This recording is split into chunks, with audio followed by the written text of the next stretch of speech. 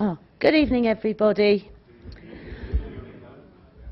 Before we start the formal proceedings, I will invite my chaplain to say prayers. If there's anybody within the chamber that does not wish to take part in this, feel free to exit through the back and you will be called in when we are complete.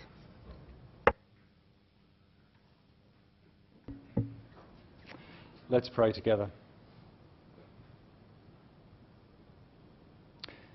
Heavenly Father, as we gather this evening to discuss the business that you've laid before us, we pray that we would remember the public principles of office that we've been called to in this place, not only for those who have voted for us, but also the others who live in the wards that we represent. And Father, we lay before the development plan and also the budget. Father, we would ask that you would remind us of our duty of public office in both those particular areas for the good of the borough and of its residents. And we pray these things in Jesus' name. Amen. Thank you. Please be seated.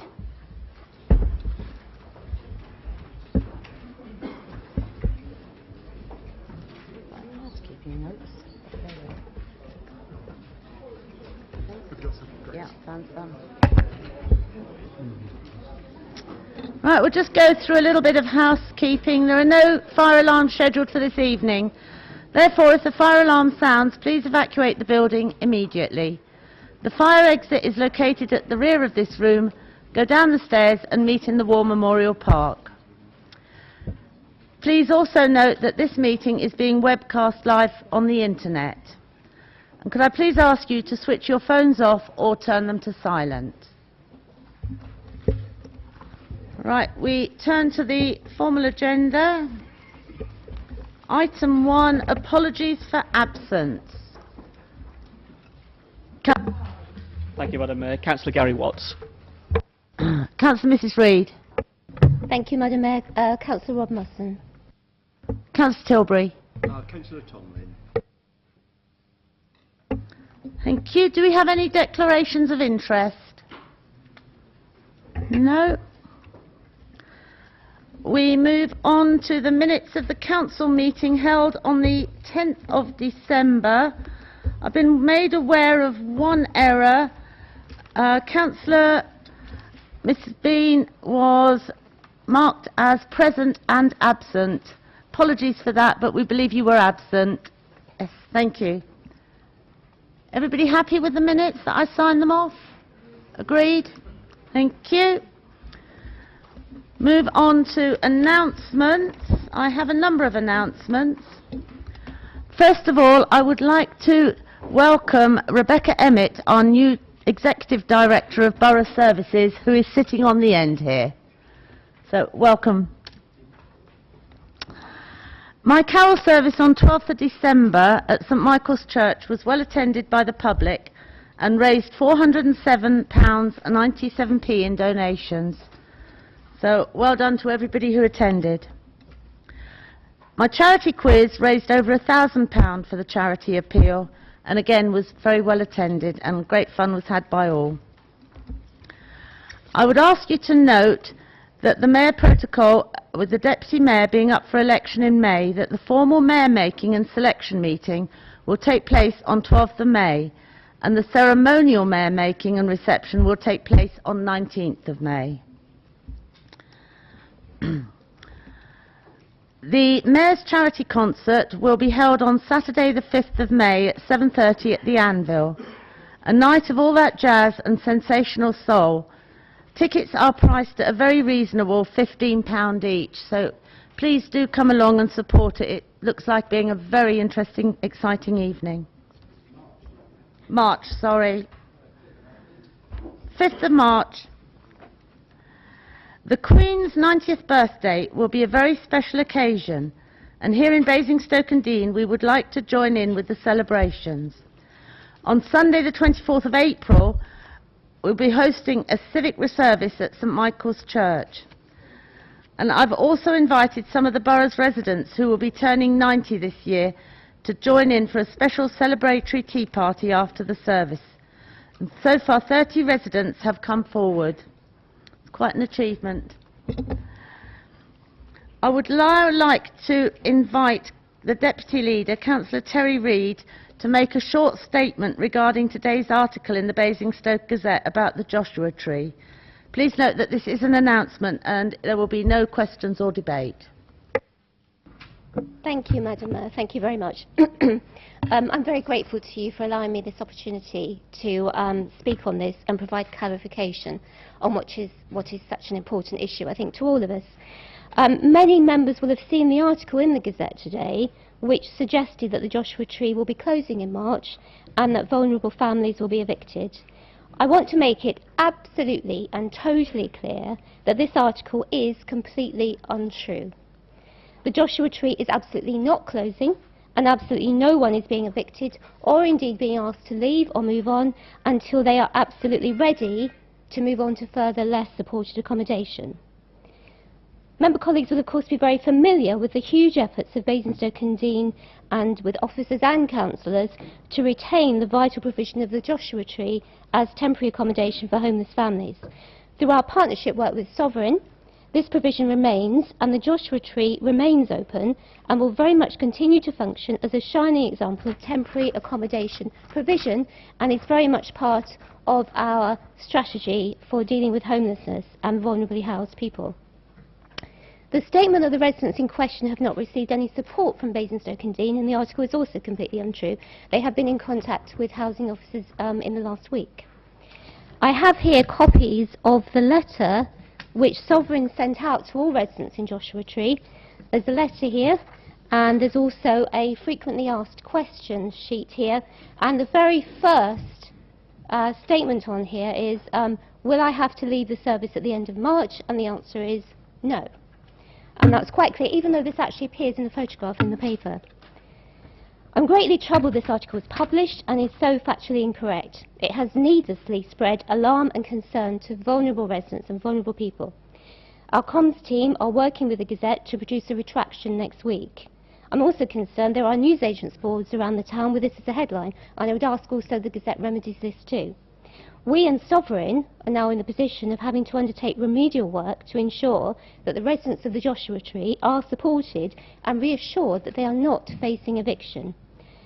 I'm also appalled that certain member colleagues are taking the opportunity to spread false alarm on this on Twitter, and I would ask very much that everyone please put the interests of these vulnerable residents first, and please resist the temptation to try to make political capital. Thank you, Madam Mayor. Thank you. Is this point of order? Just like to ask a clarification, if I may. Clarification on procedure, not on the actual subject. On the statement. No, there's no questions. It's just an announcement. Well, it's only half an announcement because it doesn't say when the Joshua Tree is financed until. Well, I'm sure if you'd like to contact the Deputy Leader outside this chamber, then you would get an answer. There's no point in coming into this chamber if we're not allowed to talk about significant issues. This has been an emergency item that has been put in under announcements only, and I did make it clear there'd be no questions or debates. Sorry. I will now invite the Leader to give an update to councillors on devolution, if he has one. Thank you, Madam Mayor, and I do, and I will sit down again. As a point of order, we were promised by the Leader and the Chief Executive, when the devolution discussions took place, that we would have a full consultation and report backs via announcements, debar us from asking any questions. And it is your discretion that you're exercising to stop us asking questions, and therefore I think it's the wrong part of the agenda to have a report back which doesn't allow us to participate. That's the point of order, Madam Mayor. Thank you.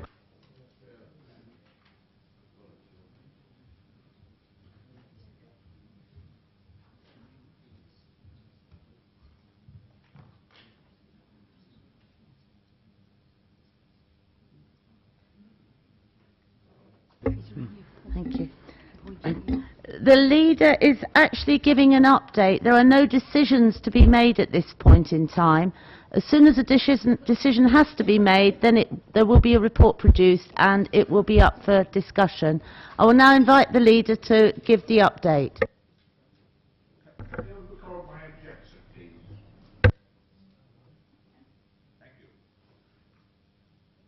I rise for the third time. Right, members, a meeting was held at short notice on the 29th of January in Havant with James Wharton, who's a junior minister with the DCLG, responsible for devolution, and was attended by some, but not all leaders in Hampshire because of the short notice. But the primary objective was to test proposals that had been prepared on housing and governance, and to get a sense of what government support might be forthcoming, particularly financially, and also, of course, to clarify the need for an elected mayor. And at that meeting, there was a clear shift in the government's language on governance options for devolution deals. Previously, it was for local partners to propose a governance format. Whilst a mayor was preferred by government, there were no fixed views on what was acceptable by government, and it stressed that devolution was a bottom-up process. However, the message that was received from the junior minister was much firmer. The government would only transfer meaningful powers if it was led by a directly elected mayor. If a mayor was offered, then Hampshire would go straight to the front of the queue and enter into direct negotiations with the Treasury. If not, government would concentrate on other areas where they were basically more amenable to having a directed mayor. And whilst negotiations would continue with ourselves, effectively we would be in the slow lane for any devolution agreement with government, and with little prospect of any meaningful progress before the summer. And whilst government stressed that devolution is a bottom-up process, it was also made clear that reorganisation, or as it's sometimes called unitarisation, had previously been clearly off the table. This could now be an alternative to unlocking a devolution deal. Well, you can imagine they were all fairly shell-shocked at that meeting. But you can use your imagination. Therefore, another meeting was then held on the 12th of February at the Aegeus Bowl to consider the outcome of that meeting. And leaders on balance rejected the concept of a directly elected mayor as being inappropriate for a two-tier area and likely to lead to yet another level of local government with a major risk of confusion of responsibilities between the tiers. And there was no leader who wanted to support the idea of a mayor as a preferred option. However, there were some who were prepared to accept a mayor if what was on offer was sufficiently beneficial to outweigh the downside. And I have to say most of those leaders who were taking that pragmatic view were largely the other unitaries and those along the south coast, all of which suffer from, shall we say, weaker financial situations than the rest of us. Leaders were split broadly 50-50 over whether unitarisation was an alternative worth considering, with a narrow majority against at this stage. On behalf of Basingstoke and Deane, I took the view that we should remain constructively engaged with the process, that unitarisation was not something we would seek, but that any decision should only be based upon facts, and therefore the idea should be explored further, but with the same open-mindedness that we have maintained both on an elected mayor and on devolution as a whole. In the end, it was decided to meet again on March the 11th to review our own governance recommendations and the rest of the work on housing and infrastructure, to determine if that was our final offer to government, and if so, to then resubmit it.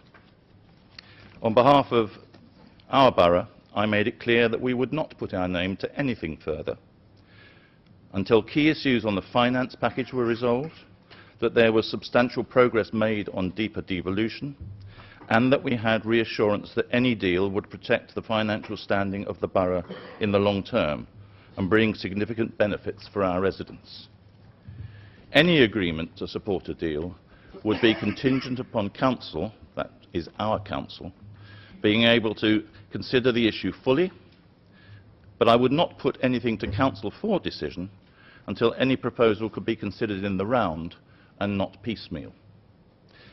There is a meeting of Hyola tomorrow in Havant, when no doubt we shall hear rather more as a result of the fallout of that particular meeting and that approach.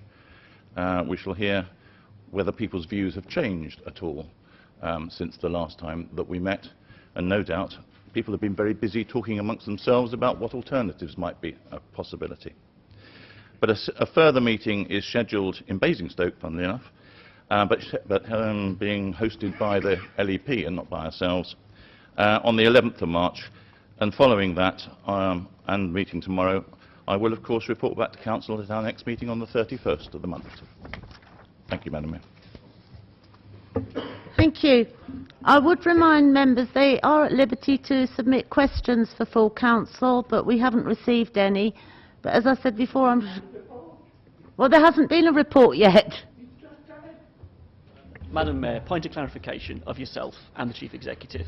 Would you please take from this meeting a point of conversation to discuss how members, and I'm thinking of backbench members here, can engage on such announcements? You've had two this evening that are of relatively large importance to a number of members in this chamber, of course, all of us. And I'd like you and the Chief Executive to consider how members can engage on them outside of other channels that obviously exist. I've been assured that officers are taking your feedback back now. Yeah. Okay. Madam Mayor, just another point of order, or clarification if you prefer. Just want to make it clear that I am perfectly happy to answer any questions on this subject. I am just making it clear. I really think we should perhaps put a stop to these ridiculous interruptions all the time. But I'm making it clear that I'm very happy to answer any questions if a way can be found to enable me to do that. Thank you. We will look into it. This section is announcements and our Mayor's announcements and Chief Exec's announcements. But you have our assurance that we will look into it and find a way. Right, item 5, questions from members of the public. We have been notified of none. Petitions, we have none.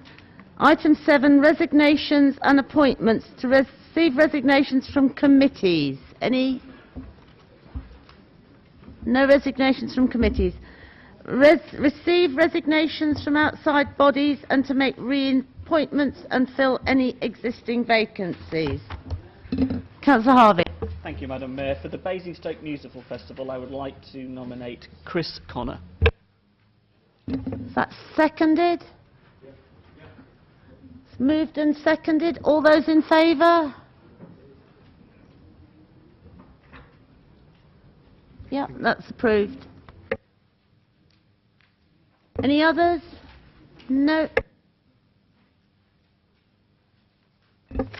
Right, we now move on to reports for decision. As you will all know, that we are taking item 8A1 and 2 together. So I will invite the leader to present the council plan and budget proposal.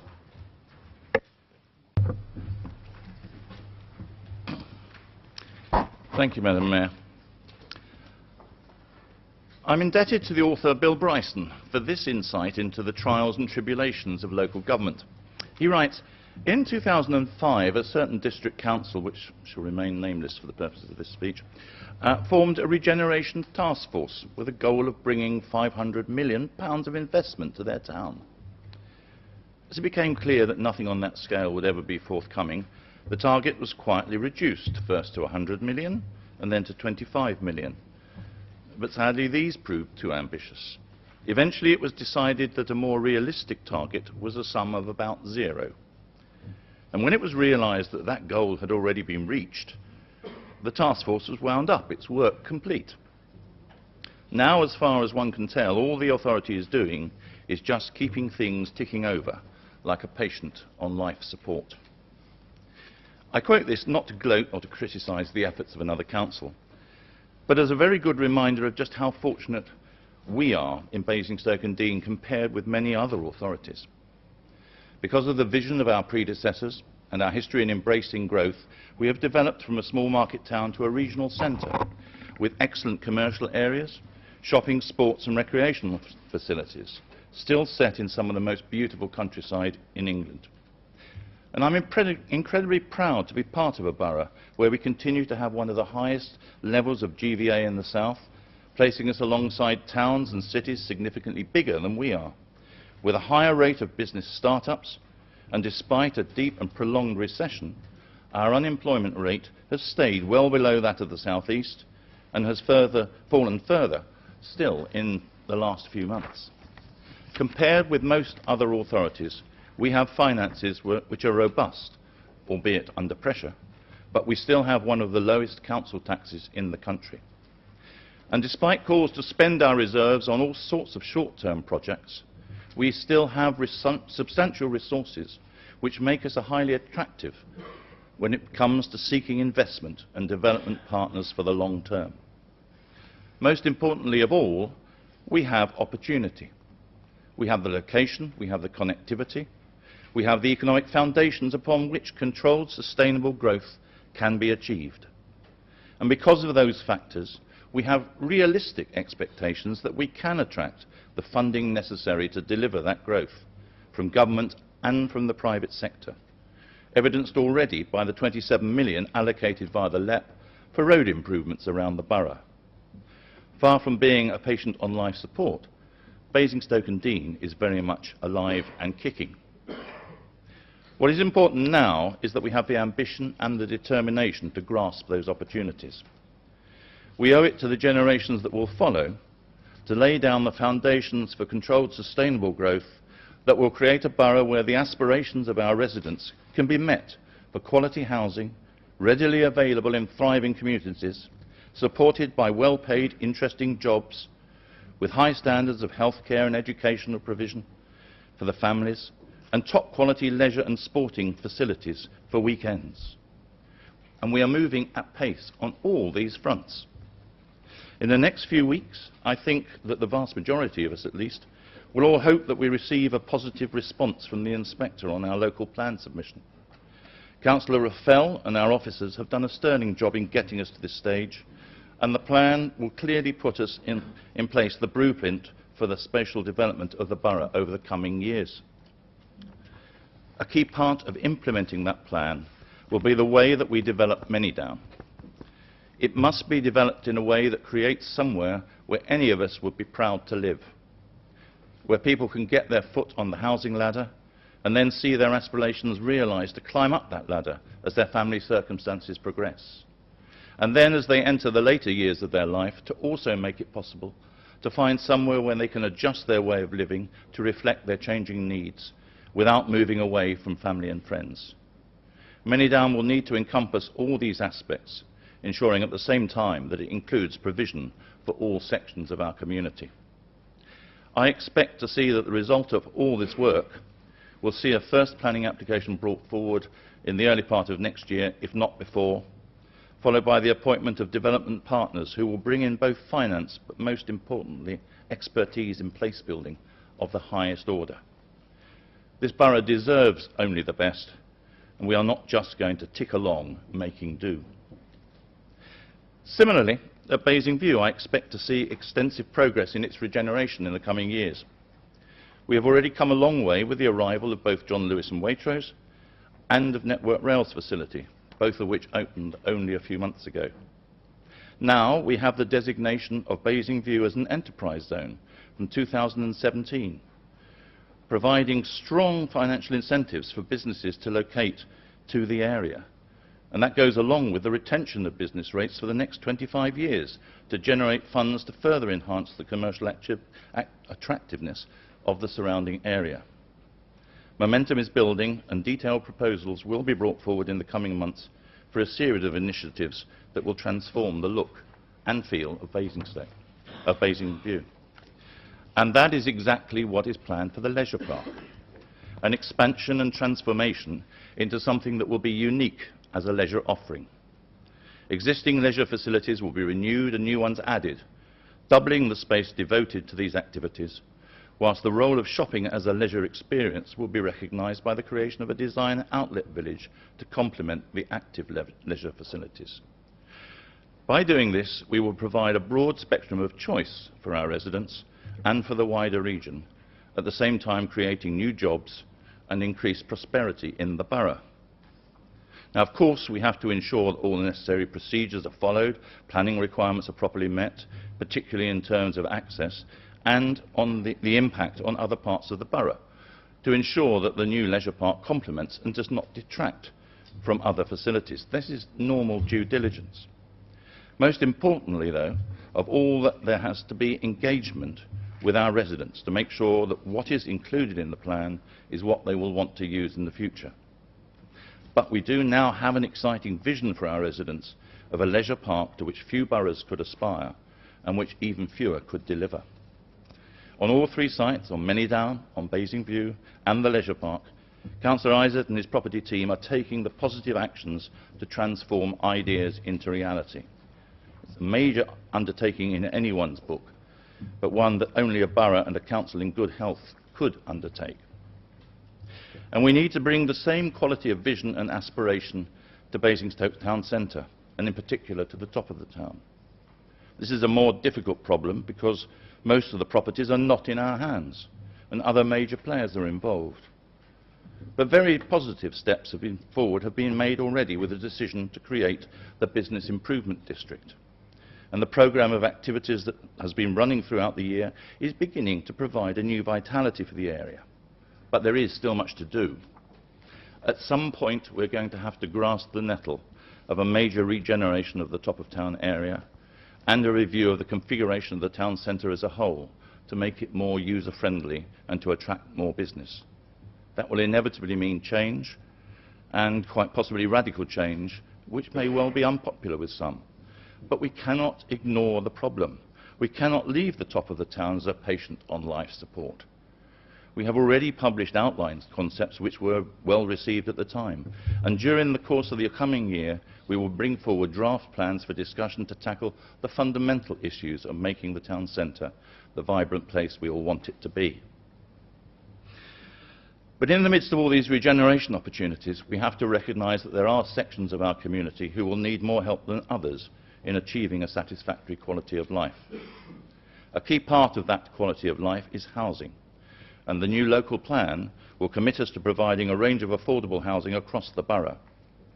That is very much under our own control on Manydown, where we can ensure that our policies of 40% affordable housing are met, and also that we meet the changing needs of an increasing and ageing population. We have already begun dialogue with housing association partners on potential renewal schemes in the borough. As soon as we have their firm commitment to significant regeneration projects, we will start discussions with the local communities on how to take the possibilities forward. But there are more fundamental challenges to be tackled. Over the last 2 years, we've allocated over £2.5 million to providing housing that has avoided the need for families to go into bed and breakfast accommodation. We will continue supporting that initiative until more affordable housing comes on stream. And 2 years ago, when the changes to supporting people were announced by Hampshire County Council, I gave the commitment that we would not allow the most vulnerable people in our community to suffer as a result. I would like to pay particular tribute to the work that has been done by the Deputy Leader and the housing team led by Kate Randall to develop a new innovative framework for provision for homelessness in the borough that will provide a service that will in fact be better than what was there before, and which may well act as an example of best practice for the rest of the country. And I'm very pleased to announce that that team anticipates bringing forward further proposals in the very near future on how it's going to deal with homelessness in the borough.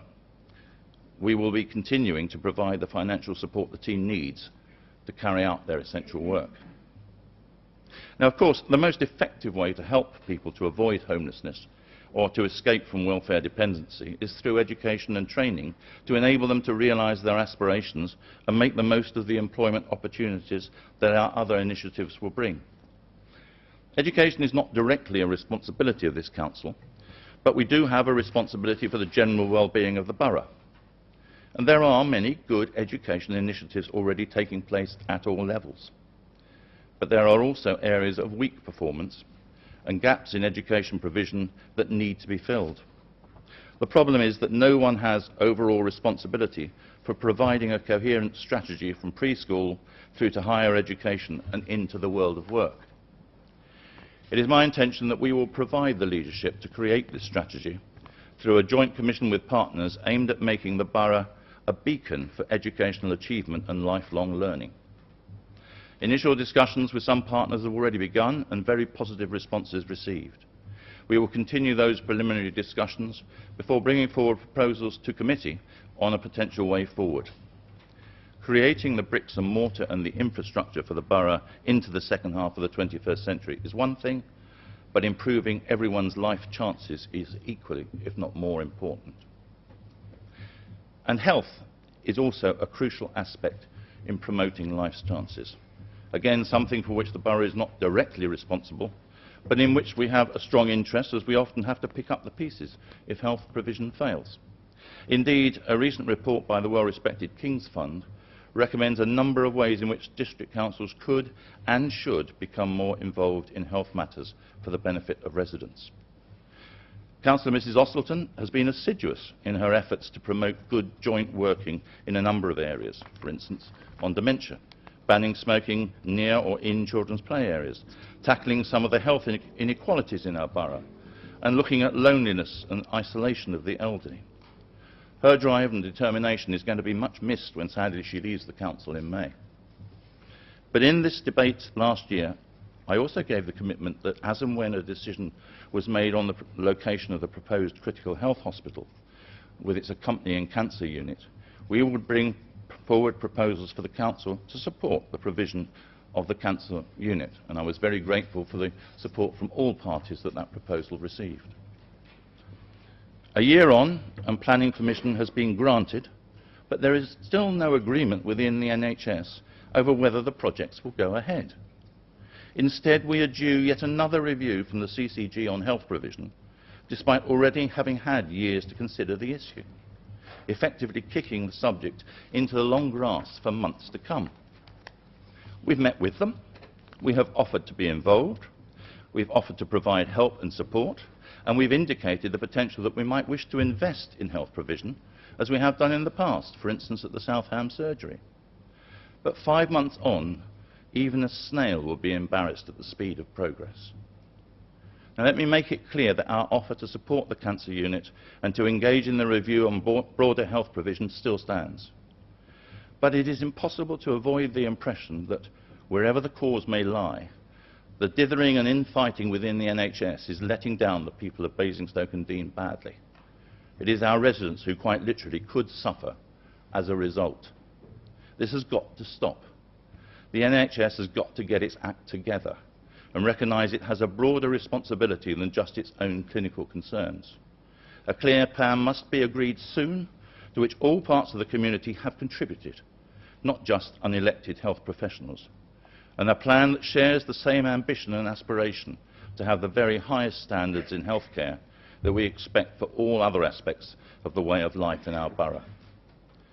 So, Madam Mayor, the Council plan for 2016 to 20 and this budget builds on the work already underway in preparing the borough not just for the next 4 years, but for the decades ahead. They will provide the controlled, sustainable growth that is essential for our future prosperity. They will improve the quality of life for all who live here through better housing, better facilities, better services. They will also provide the support to those in our community who need it most, so that everyone can enjoy the benefits of living here. Above all, they will provide an environment in which ambition can flourish and aspirations for a better life can be met. Our borough is a place that knows where it wants to go, knows what has to be done, and knows it has the opportunity and the resources to get there. I therefore commend these plans to the Council.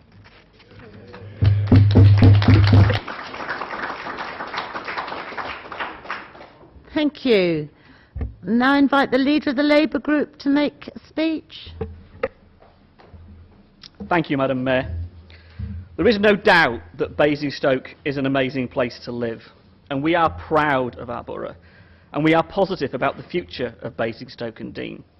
But we have some very real and pressing choices to make over coming months. And that's the difference between us and the Tories. We have a different vision of the future from the Tories. Our desire for change is different, and we really need to see change. Change to address the damage the Tories are doing to people, to our communities, to our town and to our borough. We're progressives. We believe in change. Change is in our DNA. And Basingstoke is at a crossroads. There is a window of opportunity that many of our partners talk about. And we are crystal clear that that opportunity for change must deliver for the people. And people deserve better than an administration that sees aspiration belonging to the few that they favour, and seeks to pull up the ladder on so many who need this council to stand up and make a difference to their lives.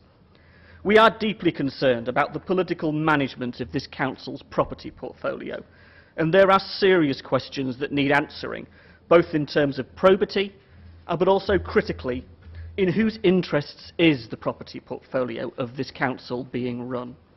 We see too many consultants, too many outside companies, making big money out of our assets.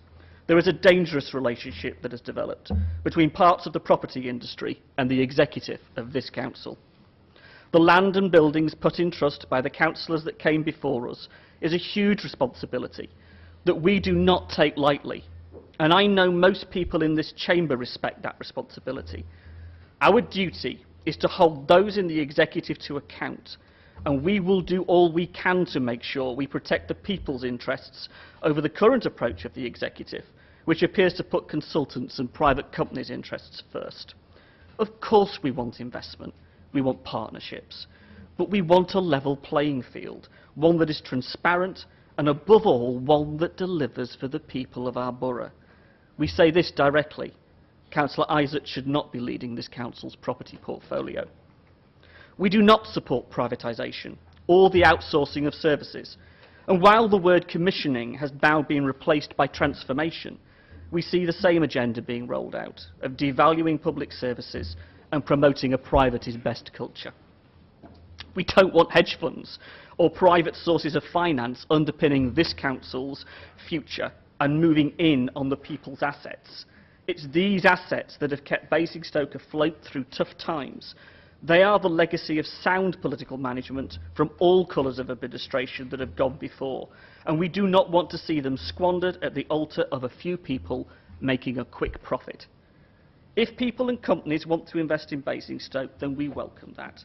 But we want investors and partners who see it isn't just good for their business, but also because they acknowledge their investment is good for the people of Basingstoke, and they make that return for the people of our borough their priority. People who will work with us as partners who share our goals and ambitions. Grosvenor was a partner who shared our vision for a town centre for the people of Basingstoke. They invested with us to achieve a new town centre that fulfilled local people's aspirations. Now, New River Retail and their friends put our town centre at risk while they take over our leisure park and turn it into the largest designer retail park in the country. Not one mention of that in the council plan. Whose interests are really being served by this deal? Of course we want to see a new leisure park, full of new facilities that are affordable to people in our town and borough, to change the leisure park into a first-class offer to the people of our town and borough. We want a partner who shares our vision of a leisure park for the people of Basingstoke and Dean.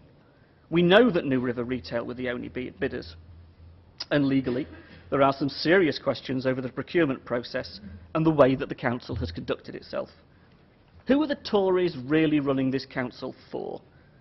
This must be local government of the people, for the people, not private interests. Who is our local economy for? It should be for people, not the interests of a few, who see it as a vehicle for their private gain.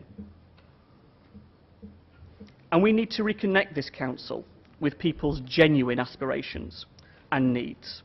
At the moment, it feels like our future is being held in the hands of a few people who don't live here, don't care for the people of our borough and town, but see as an opportunity to make a lot of money for their interests, not ours. The leader's right. The future of this council really is in question, as it never has been before.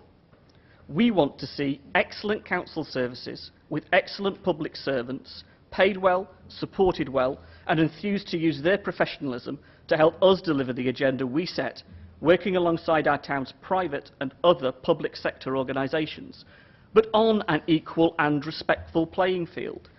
We need to get it that most families work both in the public and private sector. Quite literally, the public and private sector are married to each other. And for our town to be successful, we need both the public and private sectors to work positively for the people to make the prosperity and success we need to see. We want good schools, good health services, good businesses, healthy communities. Our partners want to be successful, and well-being matters. And that's why we need a council that understands the challenges people face and is willing to lead, knowing what it will do to make the difference. It should not take people to have to travel across the town to access a GP, sometimes taking weeks to get an appointment, and even then not being able to see your own doctor. It should not be that small businesses are struggling to afford rents and costs of operating in a town like ours. We should prize the job creation opportunities and the value of small businesses that underpin our whole economy.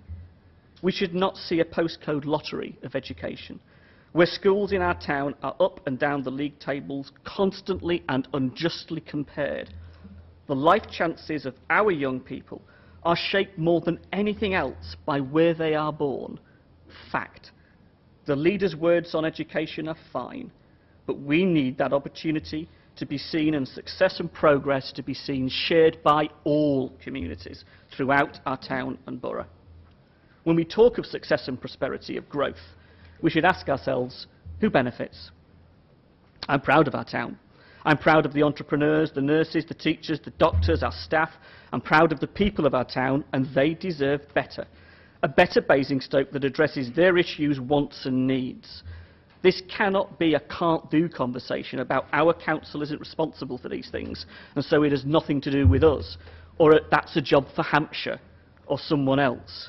We are the elected representatives of Basingstoke. These are our neighbours, the people of our town and borough that need to see a council stepping up, setting the agenda for others to follow. It's time for leadership. There are big changes coming, some positive and some deeply concerning. The challenge facing local government is huge. The shape of it. How will it be funded? How will people be properly represented in the future? You know, devolution sounds great until you start unpicking the meaning behind the government's agenda.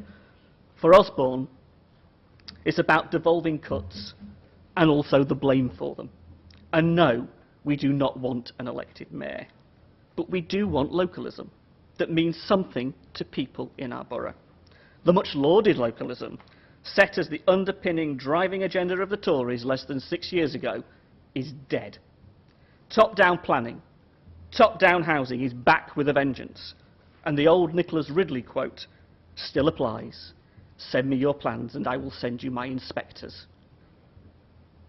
All that promise of localism has been lost. But on public transport, on housing, on health and education, localism must mean strengthening our ability to improve people's lives and opportunities. We believe Basingstoke and Deane is big enough and strong enough to stand up on our own. We have ambition and aspiration for our borough, for our communities and for our future. We would invest £25 million of the council's existing assets in building new homes to rent and buy, working with developers and housing associations to deliver homes that really are within the reach of local people. The Tories are giving this money to their friends in CBRE, yet another group of property consultants who will charge us consultancy fees for managing the fund for us. We would use this important resource to build new homes for people that will give this council a financial return. We'll use the council's land to get things going. Right now we face a developer free-for-all that's damaging our town.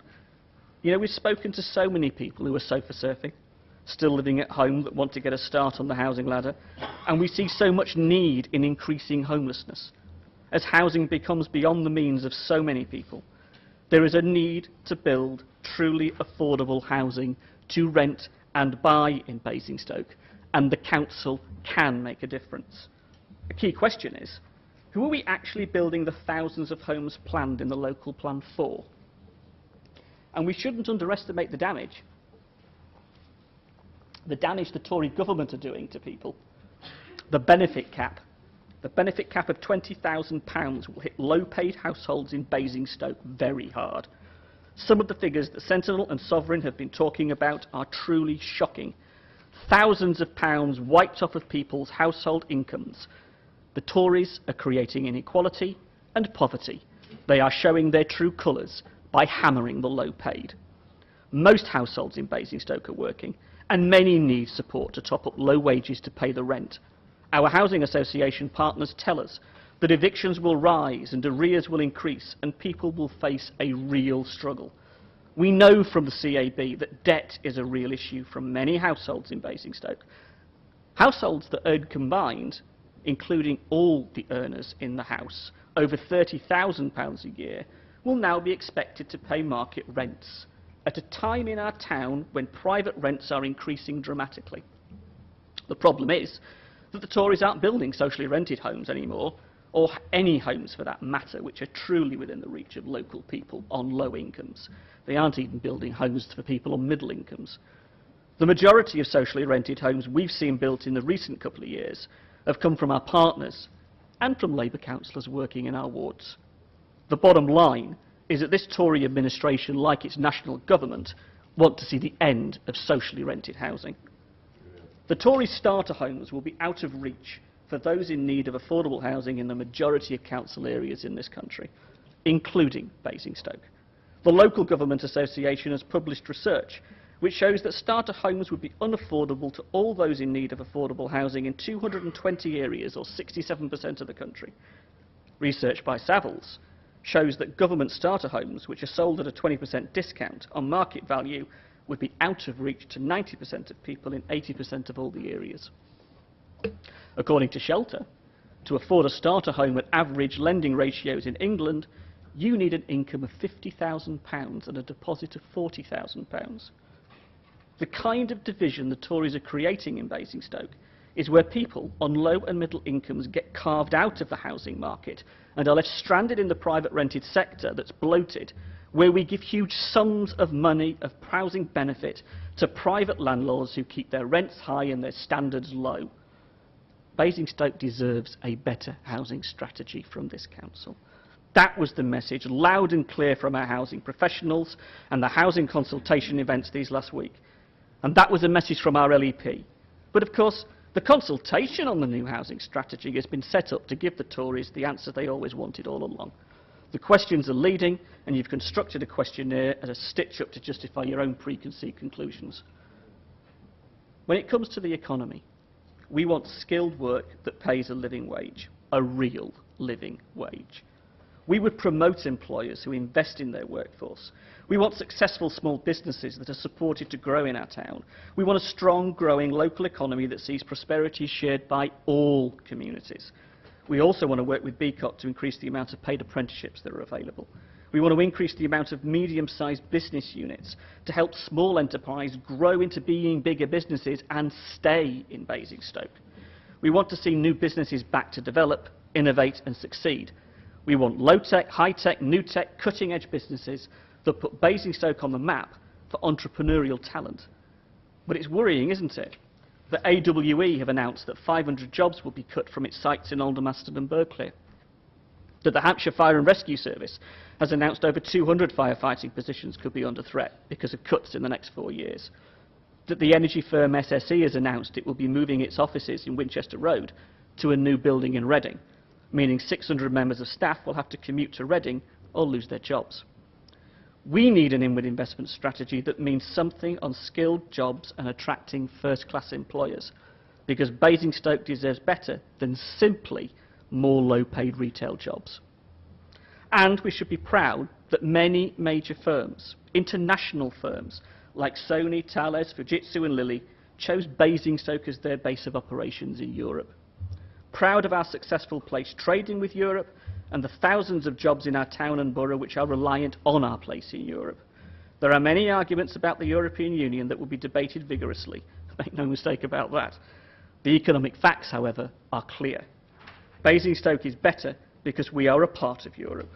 Your job, your prosperity, your family living in Basingstoke are better off because we seized the opportunity Europe presented to our town, and we had successful inward investment strategies that attracted the big and small European-focused businesses. We will be voting to remain in the EU because we know how important it is for the future of our town and borough that we play a positive and full part in the EU. We've seen that investment from the EU directly in our young people. Over €75,000 given to the Shaping Characters project run by Costello College and the consortium, or £1.2 million of EU money invested in our local rural businesses, or the £43 million allocated from the European Structural and Investment Fund to our LEP to help plug the infrastructure hole the government and the private developers have left us with. At least Europe recognises that Basingstoke needs infrastructural investment if nobody else does. Basingstoke is better off in Europe. We have a clear manifesto, focused positively on the vision we have for the future of our town and borough. We want to see us do much better on key issues like public transport. We would work to introduce competition to Stagecoach, to promote and secure bus routes and improve public transport in Basingstoke, and we'd rule out the introduction of charges for bus passes. We would invest in our estates and where we live. No more cuts. We want to see better standards of street care and grounds maintenance, coupled with looking after the environment in which we live. We want to see more staff, and we would invest in them, developing their skills. We want proper estate management, because we are proud of our communities, and we deserve better. We would protect our environment and our green spaces and parks. It's shocking that it's taken so long and been such a fight to get the Tories to see green urban open space as something we should value. To us, it's straightforward. We see the value of these green lungs in our wards, and we want to protect them. So, we want to see Stratton Park, the Old Common, the Winkelby playing fields, Down Grange, Carpenter's Down and the Brighton Hill playing fields added to the list of protected open spaces. This council passed the Labour-led motion calling for the Cabinet to protect our open spaces. Well, they now need to step up and add these valued spaces to the list. We would also invest in green energy and home insulation to directly tackle fuel poverty, because that kind of investment will actually make a huge difference to the lives of so many people in our borough. And we would also be clear about clean energy. We would not rule out wind power like the Tories have. We also want to see far more investment in recycling, and we would not cut the recycling opportunities people have at community centres and shops. And let's be clear about this. The county's not very bright idea of cutting the hours at Wade Road do just make matters a lot worse for many people living in our borough. We need a regeneration strategy that actually delivers improvements for our community, both physical and social regeneration, to help address the issues we face. We won't accept that life expectancy in one community can be as much as 7 years less for men and 5 years less for women, when just next door the health profile is so different. Prosperity is good.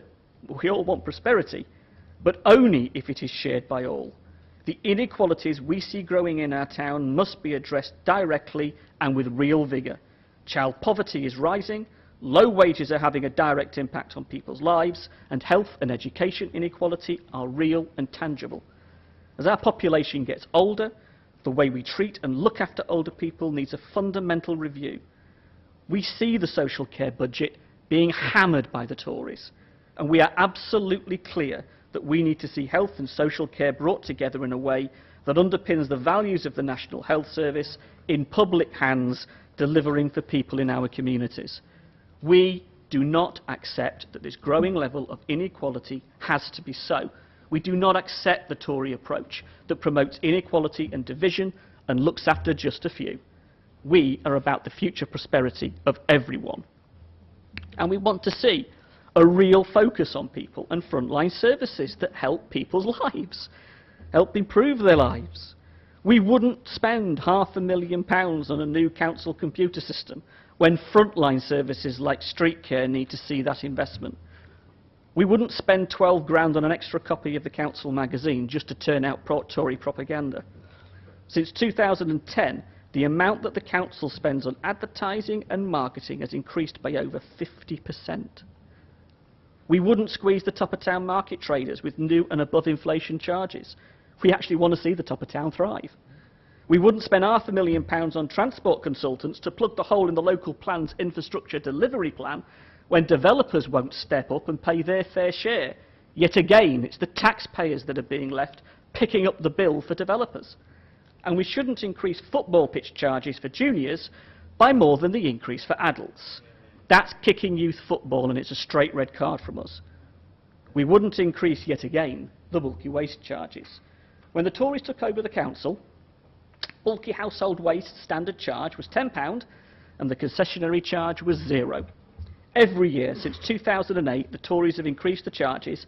Until now, the standard charge is between £27 and £50, and the so-called concessionary rate is now between £13 and £25. Last year, over £160,000 was spent by this council in legal fees.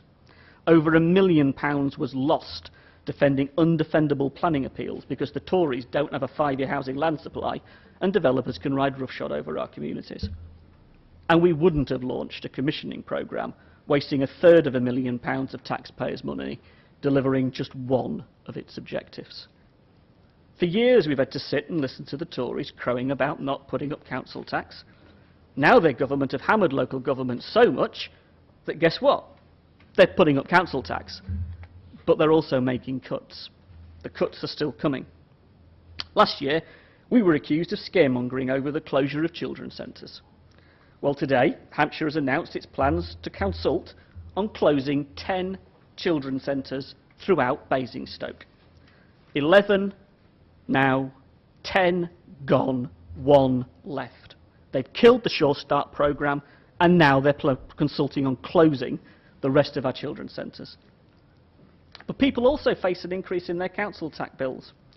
£48 for a Band D property, but what are they getting for it? Nothing. They're paying more for less. That's the truth. So let's never forget that the Tories actually hate local government. Well, to be fair, they just hate government.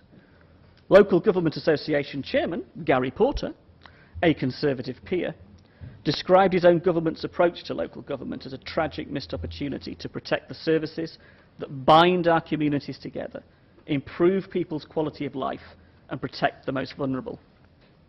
Leaving councils to pick up the bill for new national policies while being handed further spending reductions cannot be an option.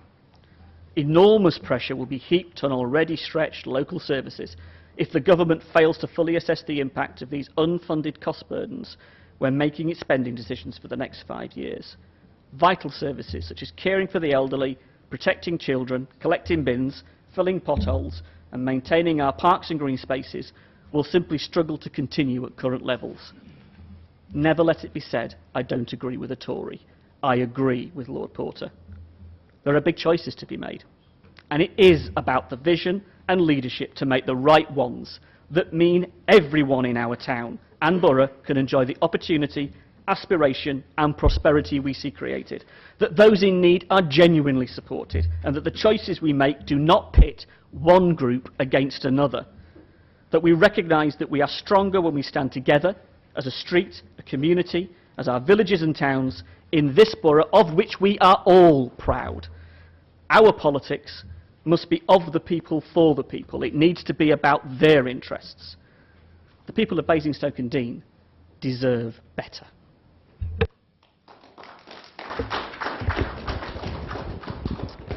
Thank you. I call upon the leader of the Liberal Democrats.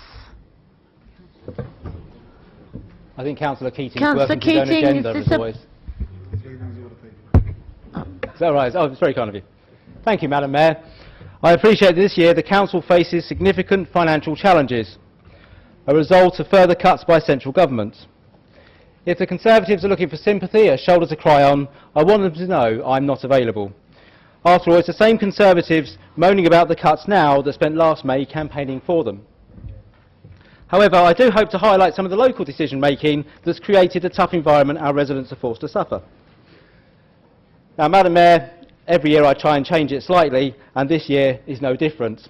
First of all, I normally open a speech with some comment that makes the Labour Party unelectable, look like an unelectable laughingstock. This year, I'm not going to do that because I just can't compete with Jeremy Corbyn. And for the council plan this year, again, I thought I'd do something differently. And in the style of Dickens, I will do it in the style of A Christmas Carol. Tonight, I will visit the council as the ghost of council plans past to see how we did, council plans present to see how we're doing, and maybe a little look into council plans future if we carry on doing what we're doing. And we'll start with the past, and it was 2006, and Cllr Sanders joined the team with now absent friends, Phil Heath, Harry Robinson, Stephen West, sitting with him on the Conservative benches. And just like the promises they made then, those councillors have left. Let's run through some of the things they were going to do. They were going to scrap the shocking waste that was the shuttle bus service.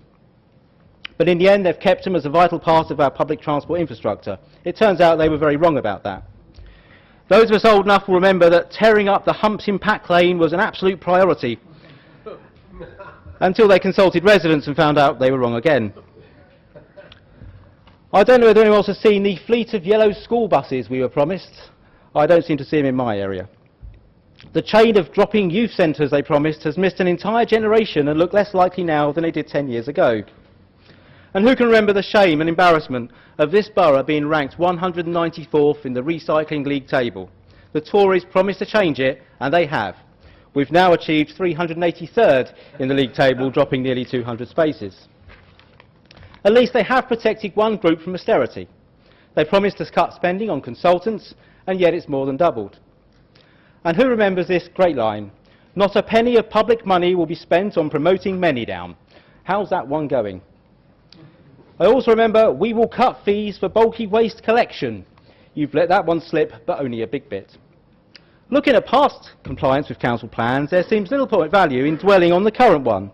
But we're going to pick out a few bits to demonstrate some spin and jiggery-pokery with your achievements. Now, high up on the list of achievements is securing the investment of Network Rail on Gresley Road Triangle. But once again, we do remember that site being identified and being told by Conservatives that it was absolutely perfect for microflats. Yet, amazingly, and I've checked with Network Rail, they haven't included a single microflat in their development scheme you're now claiming credit for.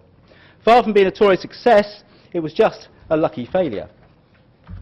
It wouldn't have escaped anyone's notice that John Lewis Waitrose is highlighted in the local plan. But once again, should the Conservatives really be taking credit for this? After all, it was the same Tory cabinet who decided that site was perfect for a hotel. In fact, they even spent £500,000 on consultants to tell them what kind of hotel should go there. 3 years later, they announced a deal with John Lewis, who, whilst welcome, are reluctant to let anyone book in for the night. It's not a Tory success, it's another successful Tory failure. And the council plan talks of regenerating the leisure park, but doesn't mention the significant role that retail is set to play. And it's this obsession with shops, with a bit of imagination, enables us to forecast the council plan of the future if the Tories cling on.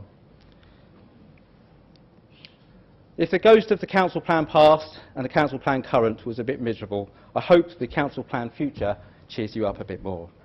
Yes, Madam Mayor, in the future, the borough has been renamed, and this is what the leader of Retailing Stoke and Dean has to offer. The borough will announce that following the County Council's decision to pretend highways no longer exist, the borough has taken over. They've reached a deal with Carpetright, who in exchange for the whole of Brighton Hill Retail Park will take over the management of our roads. They're due to start laminating the A30 early next year, and they're going to give us some carpet offcuts as crossing points, with the added advantage that when one shop closes and a new one opens, you can simply roll up the crossing point and move it. As a consequence to that, of course, Toys R Us are now looking for a new home. And the Cabinet, with their retail obsession, are delighted to announce that Toys R Us have now been accepted and adopted as our development partner for Manydown. In exchange for a large area of the site for new homes, under the terms of the deal, we've secured enough Lego bricks to build 3,000 homes and mega blocks for the affordable homes. Now, some people may be concerned what happens to the Manydown Country Park. Well, there's further good news with a retail partner.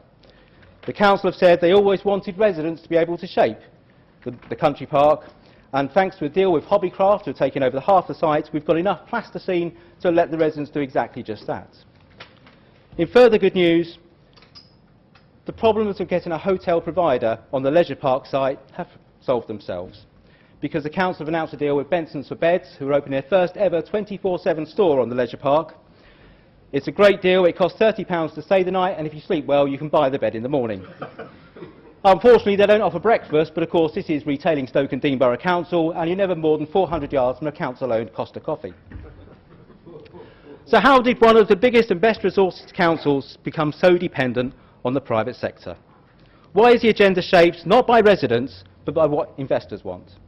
And the answer to that is in the budget. Something changed a few years ago. In and amongst all the so-called efficiency savings, the council made one big saving from the revenue budget that we're now paying for. In times gone by, this council would make an annual allocation to the capital budget, setting aside money to do the big things, not for financial return, but because they supported the residents' vision. First we reduced it. A few years ago, we stopped doing it, sacrificing the legacy for the next generation in return for a few Tory headlines. We became dependent on the New Homes Bonus, a funding stream with a short-term future.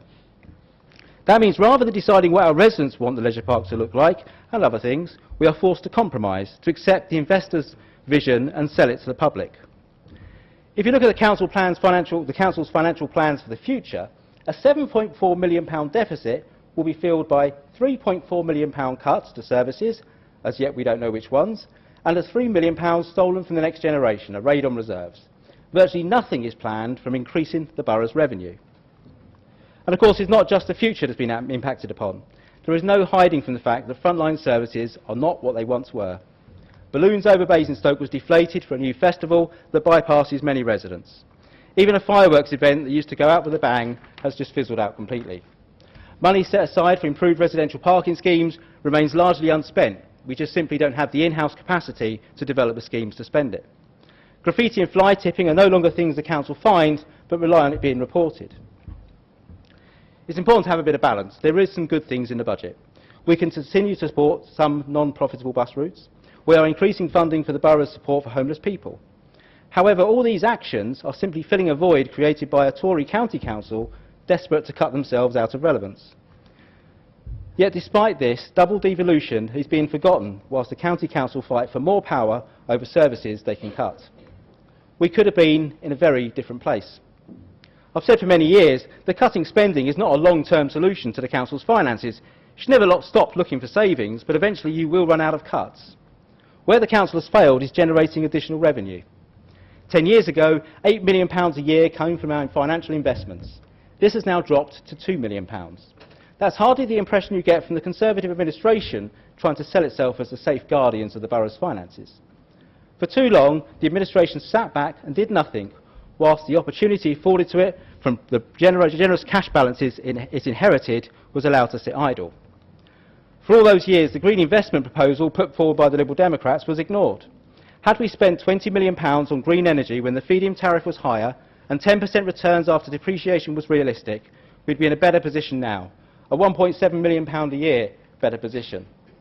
Modern build technology could have increased the speed of housing delivery. More homes mean more council taxpayers.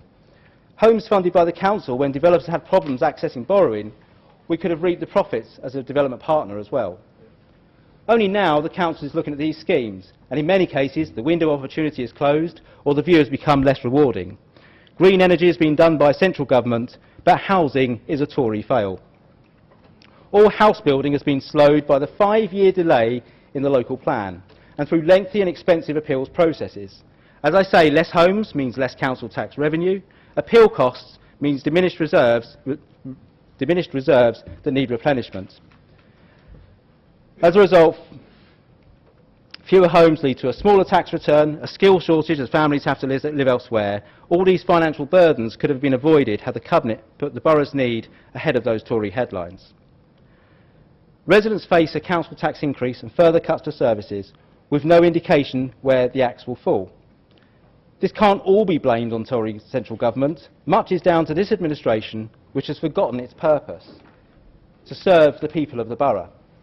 Is it any wonder that many towns took 20 years and Waitrose took 2? Building homes was politically awkward. Waitrose was a commercial demand. People treated as an inconvenience, business a priority and resources allocated.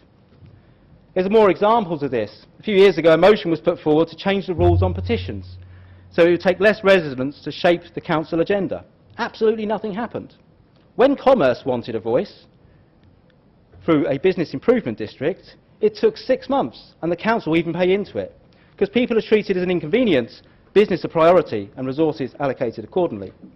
The council does need a change of culture, a culture where we make residents at the heart of everything we do, rather than victims of what we've just done. Fortunately, there is a party prepared to put people first, and that party, of course, is the Liberal Democrats. What does putting people first mean? Well, using the combined authority negotiations to secure a bus pass that gives discount travel to the under-21s and those in full-time education, that's putting people first. Making a substantial investment in renewable energy, providing jobs, energy security, tackling climate change, and getting a financial return to fund services, that's putting people first. Constructing stepping stone housing, meeting the urgent housing need now, not in a decade's time, that's putting people first. Introducing success and failure targets for major projects. No more claiming a 2 million overspend in the MALS is somehow a success, because looking after taxpayers' money responsibly is putting people first. Extending the shuttle bus, building passenger numbers by frequent, affordable, reliable services that run in evenings and weekends. We can cut pollution, we can cut congestion, and we can make it easier for people to get around. That's putting people first. Making the Manydown development a flagship for the UK rather than a Tory dash for cash. The priority for Manydown shouldn't be making money for the council, but investing in our community, because that's putting people first. Piloting a free green garden waste collection service, starting as Tadley, as they soon face charges to use in their nearest tip. Reviewing the garden waste collection service we provide so it reflects different lifestyles is putting people first. And if we have to make future savings, we must identify those savings and consult on them, letting the residents have a say in what our priorities are, rather than setting a savings target and then making it up as we go along, because that's not putting people first. Madam Mayor, at the end of Dickens' book, Scrooge had a choice. He either carried on as he was, or he turned over a new leaf that put people first. This budget and council plan offer little sign that our Tories are ready to change just yet, and therefore we can't support them until they do.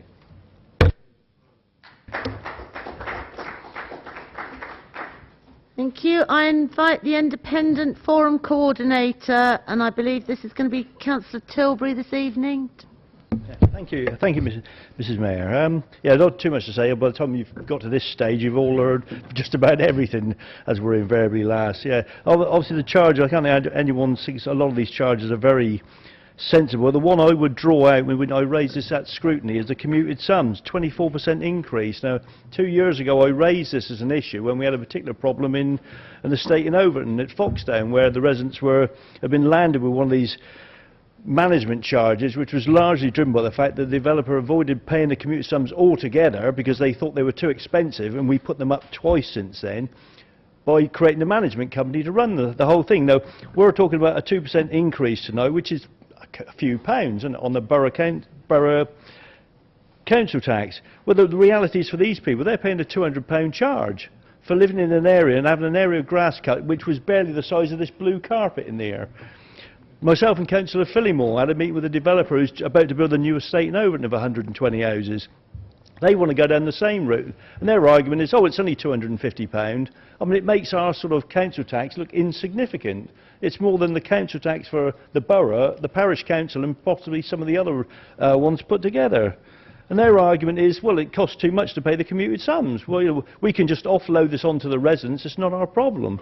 But the real problem with that is that this isn't even paid fairly, because the residents who have to pay this, on an estate with 40% affordable housing, the 40% who live in the affordable housing have to pay this charge, but they have absolutely no say in the management of the management company, because they are tenants. If they're in a right to buy property, if they're private tenants, they don't have any right to say. Only the homeowners, which is the housing association, and the people who actually bought the houses, have any say in these things. And I raised this at scrutiny, and of course the response from the portfolio order, well, it's only a small problem. Well, it's, of course, as it turned out, it wasn't just Overton. There was one the Old Kempshot Lane, major problems there, even higher charges there, I believe.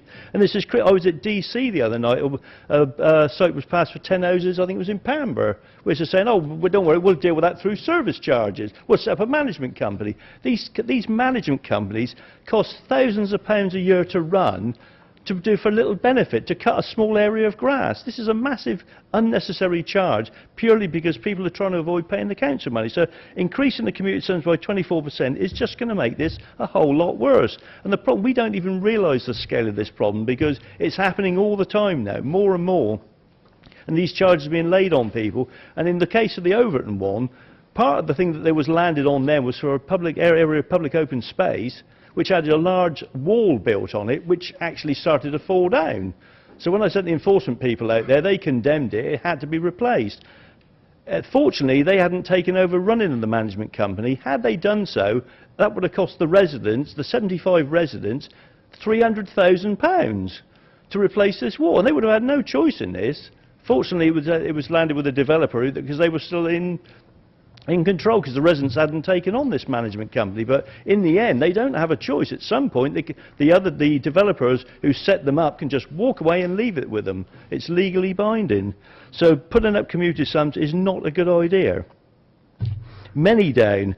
I mean, we had a consultation meeting the other night. I think it was Councillor Keating and Councillor Jones were there with us, and the portfolio has suggested that when people complain about how long it's taking, we said, well, we've only been serious about this for the last 4 years, at which point we virtually fell off our chairs laughing. I mean, the reality is this is just dragged on. And if we were in a position to have put an outline application in even a year ago, we would have a 5-year land supply now. We wouldn't be having every area of the borough being hammered for housing. Bramley, I mean, nearly 300 houses are probably going to be built there, which are way outside anything they were expecting there. Ashford Hill the other week, a village with about 75 houses, has a 35 housing site landed on it. Overton, we're under threat from numerous developers, all because of the failure to get money down delivered. By the time it comes forward, it will be irrelevant to the rest of us. People have lost interest in it in my ward because it's not going to save us from massive housing development. It will come along too late, and we've already seen homes and fields jump the queue. So we're going to get pushed to the back, and at some point the golf course people will jump in as well because they're not going to wait forever. I think Councillor James forgot one area. I think really with housing, I think probably our next business partner is probably more likely to be Carter's Tents, I think, because having listened to the housing one I attended last night, which is probably the most depressing experience of my life, the future of housing in this borough is disastrous. And beyond that, I think there's nothing more I can say because what's going on in this borough is absolutely disgraceful. Thank you.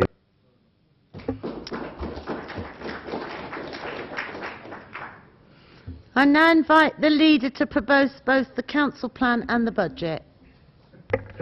Thank you, Madam Mayor. Yes, I would like to formally propose the council plan for 2016 to 2021 and the budget for 2016 to 2017. Thank you. Is that seconded? Seconded. Councillor Isaac? Do you wish to say any more about it at this point, or? Yeah. Thank you. Thank you, Madam Mayor. Good evening. I'm pleased to recommend to Council our budget for 2016-17, including our capital programme and proposals for the financial strategy through to 19/20. We've heard from the leader about the progress this borough is making in attracting new investment and jobs for our residents, and about the ambitious, exciting future in our grasp, heralded in the council plan. This budget underpins the council plan and aims to deliver improvements for residents while maintaining important existing services and keeping council tax to one of the lowest in the country. However, council finances across the land are being squeezed, and we are no exception. These are nevertheless proposals for a balanced budget with no cuts in services and with measures to cut our own costs, generate more income and provide more efficient services. Despite the financial climate for local government, we're finding more money in our capital and revenue budgets for those in our community in need of help, including an extra £4.3 million for disabled facilities grants, bringing the total budget to £6.7 million, £490,000 more for improving community facilities, £319,000 for an artificial pitch for the Vine School, £450,000 to ease street parking for residents, and an additional 1.29 million for people to help people avoid becoming homeless. The Local Infrastructure Fund initiative is enabling communities such as Tadley to realise their aspirations to finance a new youth centre, and in Grove Ward an eco-library at St John's School. How many councils could do this in the current climate? How many councils can double free parking in a town like Basingstoke to 1 hour to help shoppers and retailers alike?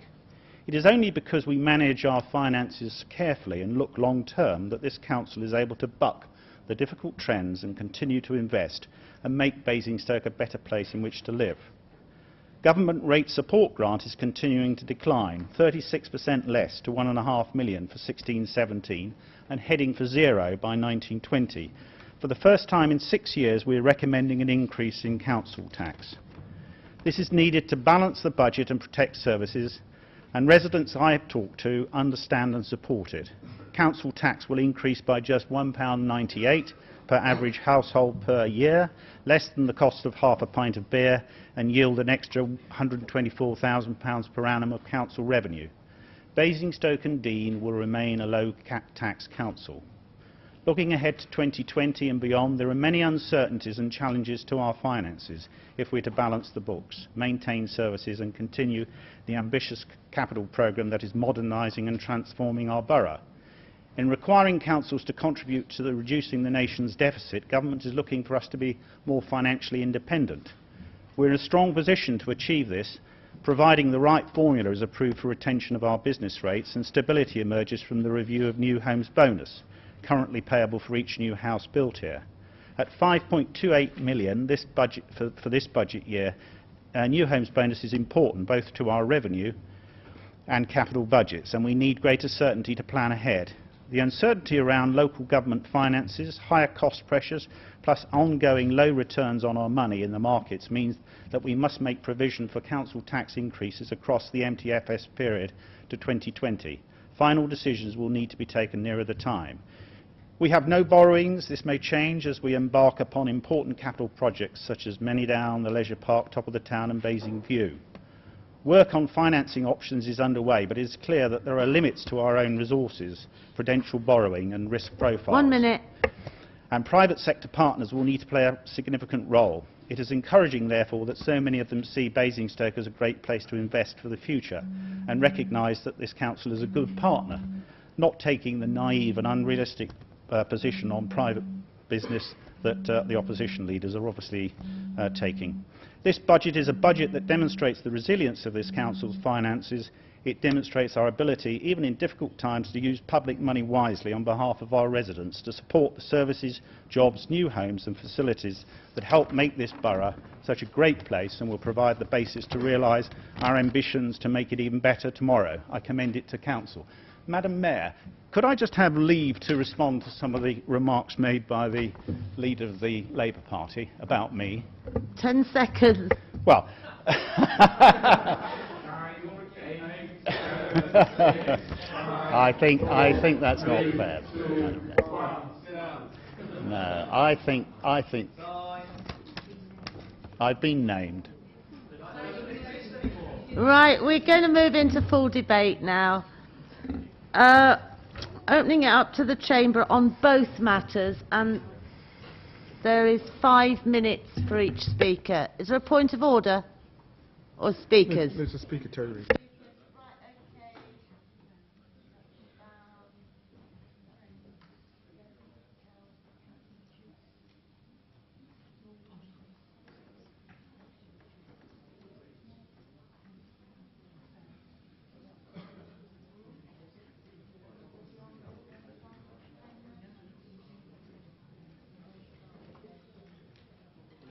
Right, Councillor Pearce.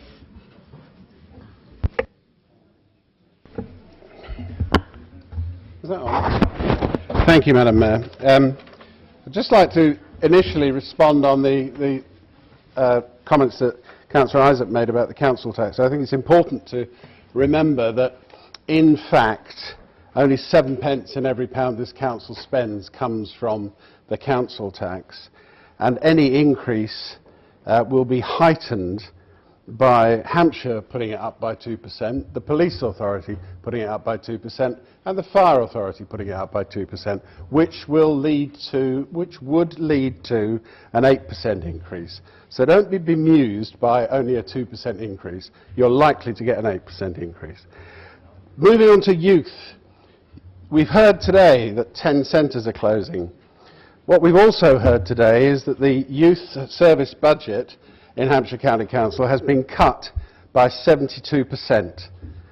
We would like to know what provision the administration is going to make to pick up that huge reduction in expenditure on the youth. It's cut from 5.4 million to 1.5 million. Can I refer you also to page 69 of 195, and it talks about enabling affordable housing. It's a real shame that we keep talking about affordable housing and not social housing. Affordable housing doesn't mean it's affordable to people who don't have very much money. It means it's more of a real rent, and it isn't affordable. And the housing associations have made it crystal clear that they're not intending to build any more social housing. So the only way you'll get a rented accommodation is at what they call the affordable level, which is considerably higher than the social rent. Turning to Appendix 4, page 86 of 195, homelessness. I'm interested in what it says there. I'm very concerned that there's nothing there specifically, again, about support for rough sleepers. There are some 20 to 25 individuals who rough sleep in this town every night. The number is growing, and there has been nothing allocated to support the work that a number of agencies do to try and reduce and tackle that problem. And finally, page 88 of 195. If you look down, about 3/4 of the way down, it says Cabinet Proposals. I am amazed that such an august body of the Cabinet of this Council could only come up with 2 items that could be cut and save money, and that was stopping rat treatments and reducing the number of bottle banks. And I thought this Cabinet were a bright lot, and that's all they could come up with. Thank you, Madam Mayor. Thank you. Councillor Smith, Joe Smith.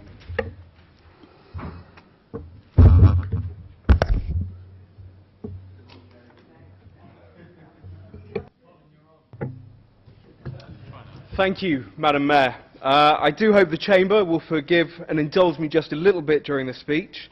Unlike some others, it's not my favourite subject, but I'd actually like to talk about myself, albeit briefly. I moved to Basingstoke 3 years ago, in late spring 2013. I therefore cannot claim to be Basingstoke born or bred, or even a Hampshire or home counties local. In fact, I'm one of those often dreaded things: I'm an economic migrant. Like so many others in the borough, I came here because of a job. In fact, as many of you will know, I originally came here for a job at this council. I was returning to the UK from abroad. I had a number of opportunities, a number of offers from across the UK, but I chose to live here. Why? Well, in spite of the unfairly held views of the town expressed to me by many who had never visited, I saw a town with potential, a town that aspires, a place which is going somewhere, and a place that would welcome me and help me go somewhere too. My experience of Basingstoke and Dean is that it is a place full of aspiration, and my time working for the council convinced me this was a council full of aspiration too. A place it was worth investing myself into and creating a home for my future and my future family. All of this was made more attractive knowing there was a council on the right tracks, keen to improve what needed improving to make this, very genuinely, one of the best places to live in the south of England. In my first week here in Basingstoke, Waitrose John Lewis announced they were building a new store, the fantastic new shop I see when I stand proudly near the edge of Basing View. In my first month, I saw exciting plans for the improvements to the top of town. Since then, we've seen plans coming together for Manydown, Basing View, and most recently, the Leisure Park. We have seen Network Rail open their new campus, Bombay Sapphire open their brilliant distillery and visitor destination, and in 2015 alone, there were 1,265 new companies started in the borough, and I'm delighted to say that wherever I am in the town, I'm never further than 5 minutes from a Costa coffee. I do not feel I can honestly speak eloquently enough to convey how excited I am to be in this borough, how excited I am by the opportunities that lie ahead before all of us in this chamber, and how proud I am of the, albeit minimal, role I have played so far. It is so easy to talk our town and borough down, and many in this chamber often seem to take great pleasure in doing so. But we must not lose sight of all the positive things that are happening here. That is why so many companies choose to start here, that is why businesses move here, and that is why our residents, including myself, choose to live here. You may well infer from all of this that I will be supporting the council plan and budget tonight. Well, you're correct. I am proud to support a plan full of aspiration for a borough full of aspiration. I am proud to back a plan for economic growth that will introduce greater job choices and security for our residents, a plan which is also committed to protecting society's most vulnerable. I am delighted to support a plan that shows residents how many exciting things there are and will be to do in our borough, not least the redevelopment of the leisure park. This redevelopment, which will include not just a doubling of leisure activities, a significant upgrade on current facilities, but a regionally and nationally renowned shopping experience that puts this town on the map where it deserves to be. That is why I'm supporting the budget and council plan. In 10, 20 or 30 years' time, sat at my home on Manydown, a beacon of modern housing developments, having just returned from enjoying a street art in the buzzing top of town, or having finally been brave enough to tackle an outdoor climbing wall on the leisure park, I'll be proud to say that I was part of that. I supported that. I didn't just sit at the side picking holes or saying no for the sake of party politics. I cannot wait to say I was part of making Basingstoke even better today, and I hope you will too.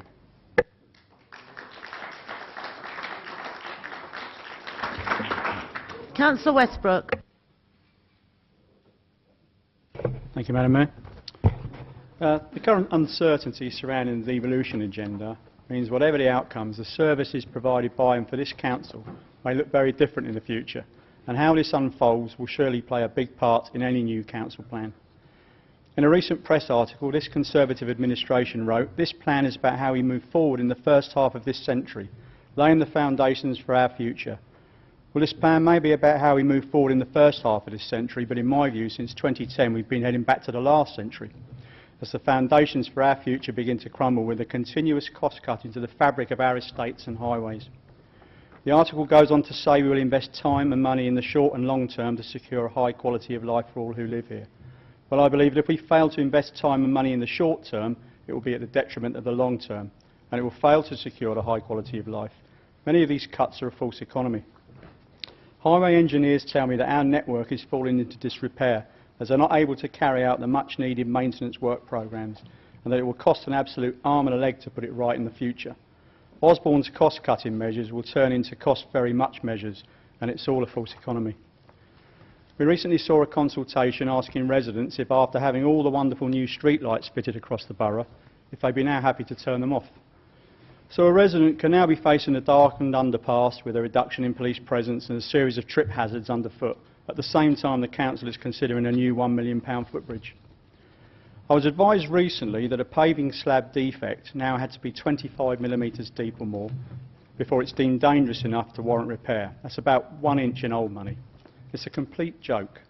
So how would we explain that to an elderly resident who may have spent several weeks in hospital that the slab they tripped over didn't meet the safety threshold, it was only 24 millimetres deep? Residents were also asked that as a further cost-cutting measure, would they agree to a cut in the weed-killing service on our roads and footpaths, something many residents believe had already begun, to be honest. And is this really logical? The action of strong weed growth and roots burrowing into the tarmac just to save a few quid, it's another false economy that will see the life expectancy of these surfaces greatly reduced and become an eyesore for residents.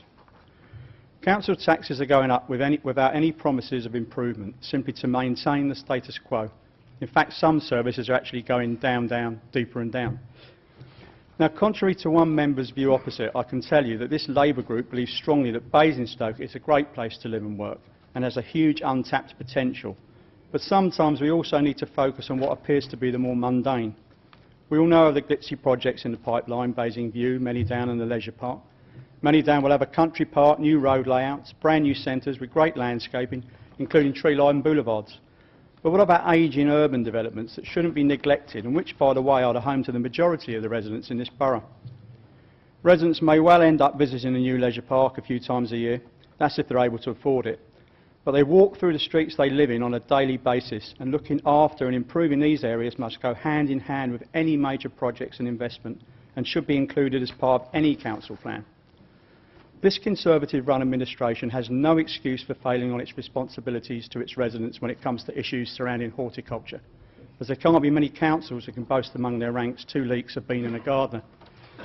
So why not look to bring in practical new parking schemes instead of parking on pavements and verges, construct safe resident-friendly footpaths that are swept regularly instead of patchwork quilts of tarmac, decimated by constant attack from services, introduce creative and well-planned landscape regeneration that has low maintenance costs but is still attractive, instead of ageing shrub beds that are routinely hacked back to ground level once a year. These are the important issues our residents say they're concerned about and should be included in any council plan. This sort of neglect not only allows the fabric of our estates to deteriorate, 1 minute. but leads residents to lose interest in the very place they call home. I'm asking on behalf of my residents that as part of any council plan going forward that there is a balance between the regeneration of the old and the development of the new, because these are the important choices this council needs to make. We're now entering a further period of serious local government cuts, where the Tories, having already stripped off all the flesh, are now gnawing into the bone of the services that our residents need and rely on. And to continue making false economies will, in the long run, cost our residents dearly. So we will continue to challenge this administration into making the right decisions for the long-term benefit of all the people living and working in Basingstoke. Thank you.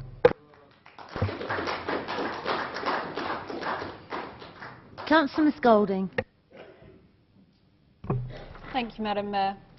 Firstly, I would like to commend our officers and portfolio holders for producing such an ambitious and aspirational vision of the borough's future.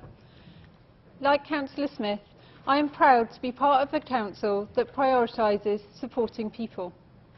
We have seen great work done by Cllr Mrs Reid and the housing team on homelessness. The council has succeeded in halving the number of homeless households being placed in B&B, as well as reducing the average length of stay for those that do. Additionally, those of us that took up the opportunity heard only yesterday that this work is set to continue. Our officers are working hard to support our residents through changes in housing and benefits policy. I look forward to seeing this work continue and welcome the commitment in the council plan so that Basingstoke can continue to be proud of how we support our most vulnerable residents. As the leader has already outlined, a key part of supporting our residents is by working to see health services develop in our area. The people of Basingstoke and Deane deserve first-class healthcare. This plan supports the council's ambition to achieve that, not just for physical health, but also for mental health, an issue that the CEP will be getting to work on next Wednesday. This is a historically unrecognised issue in our country that is finally, and in my view rightfully, being addressed. The work that this council has done to make our community more dementia friendly should be commended and celebrated. But, as this plan outlines, we should continue to press forward with that work to meet with what will be an increasing demand. And with that, we see that this council plan period is not without its challenges, and education is one of these. We need to support educational opportunities for our young people. In my work with young adults with disabilities, I know how hard education staff work to support the growth of aspiration, even from a really early age. And therefore, it is great to see developing opportunities for further education that could take place within our borough. As a council, we have an acknowledged responsibility to work with our education providers and local businesses to make sure that the education process for our young people gives them the best opportunities throughout the whole education spectrum, be that primary, secondary or further education. And this needs to be for our most able learners as well as those who need extra support to achieve. So in summary, this plan outlines both the challenges and opportunities we have as a council in the coming years and is underpinned by a strong budget for the future. And I look forward to working with colleagues in this chamber from both sides to enable this plan to become a reality.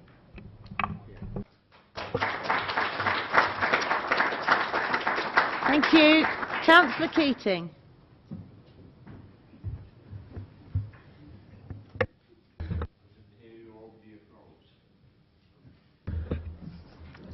Madam Mayor, I have no intention to go over the ground that's already been covered. But I do want to emphasize that a budgetary process which does not examine properly the dangers immediately ahead causes me concern. We know, because the government has announced it, that their intention is that local government rate support grant is going to be totally phased out by 2020. That's in the 4-year period for this council plan. Totally phased out. We know that they've also suggested, not committed, to replacing such grant with business rates. And they've even mentioned 100% return of business rates. But there is no absolute guarantee that this is going to happen. Now, there's no doubt in my mind that business rates, some business rates, will be referred back to local. How much the government will cream off in order to have a stability fund, we don't know. How much they will send back to us, we don't know. What control they will retain about whether or not we can increase business rates, we don't know. So the level of uncertainty about significant parts of our income, rate support grant going, business rates coming, how, when, how much, and what controls, we don't know. Now, these are significant issues for any strata of local government. Currently, Hampshire County Council is struggling to meet the cuts for this year that they have been told to implement.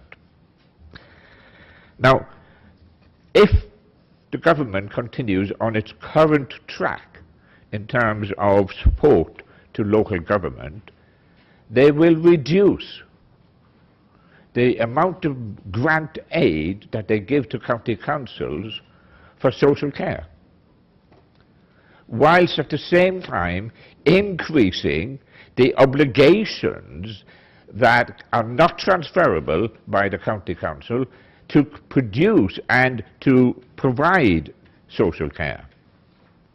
And to assist Hampshire County Council in doing that, the government had very generously said, oh, by the way, if you need to pay for social care and we don't give you the money, you can raise taxes.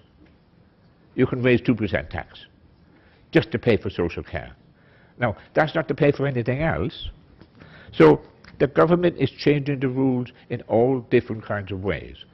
They're going to be immediate, they're going to impact on us, and they're going to impact on us starting next April. The end of next month, in other words.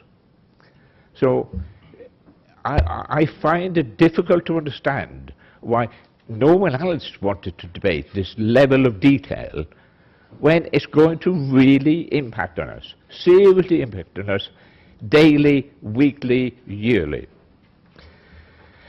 Now,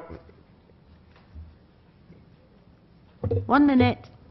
oh, really? Oh, you've got a quick watch. 10, go on, 10. Yeah. Let me just say, this council needs to adjust what it spends and how it spends, because coming down the road, there's going to be needs like healthcare, like social care, like hospitals that are not going to be financed by the government, can't be financed by the county council, and it's our people that will be in need. So I reiterate to you, there are grave dangers immediately ahead on budgetary terms, and we need to make sure that we don't ignore that. Thank you. Good night. Thank you. Doesn't just that prove that time flies when you're having fun? It proves I don't get on the top of the list ever. Councillor Mrs Reid. Thank you, Madam Mayor. Thank you. I want to speak, of course, in support of the council plan and the council budget. And I want to speak about ambition, aspiration and excellence. We have a true vision for Basingstoke, an ambitious vision that delivers that excellence and that aspiration. I should confess here that I wasn't actually born in Basingstoke. I am originally an Essex girl, but I was... Thank you. But I was brought up here and I brought up my family here, and I firmly believe it's a wonderful place to live. But we want to make it even better for all our residents, and this is encapsulated in the council plan. I'm frequently told by councillors from other districts that we are very lucky here because we have all that money. Let's remember it's not luck. It's because of very careful and prudent management of our resources, and because we haven't listened to those siren voices who would have us spend all our reserves and leave nothing for the rainy days. And here I'd like to pay tribute to Councillor Isaac, the portfolio holder, and to Kevin Jaquist for their very careful management of our resources. And this, of course, enables us to deliver the ambitious plans we have for Basingstoke. Plans which will stimulate economic growth, create even more jobs and deliver the physical, community and cultural infrastructure that our residents want.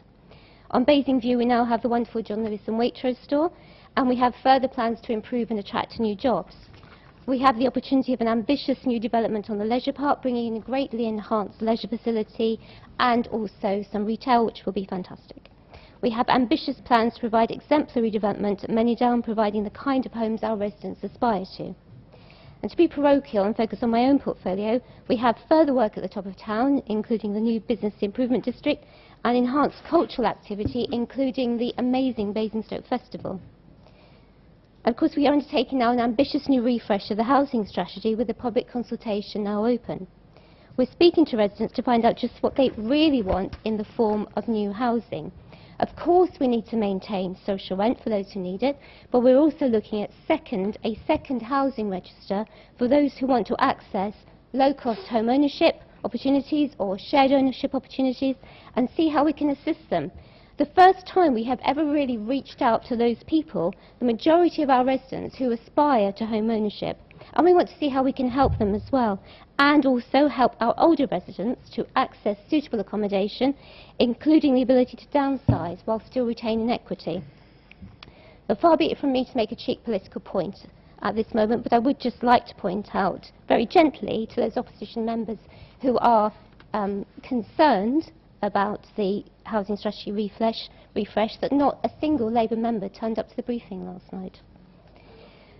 Meanwhile, we are protecting the vulnerable and helping the vulnerable. Here I'd like to pay tribute to Kate Randall and to Karina Hutfield Christensen. They are undertaking groundbreaking work at this moment on supporting people, on supported housing. We have a multi-agency, cross-cutting social inclusion partnership which is now driving the supporting people work, and yes, rough sleeping is absolutely a part of that, and we have dedicated officers for research on that, and time, and very strong partnership working on that.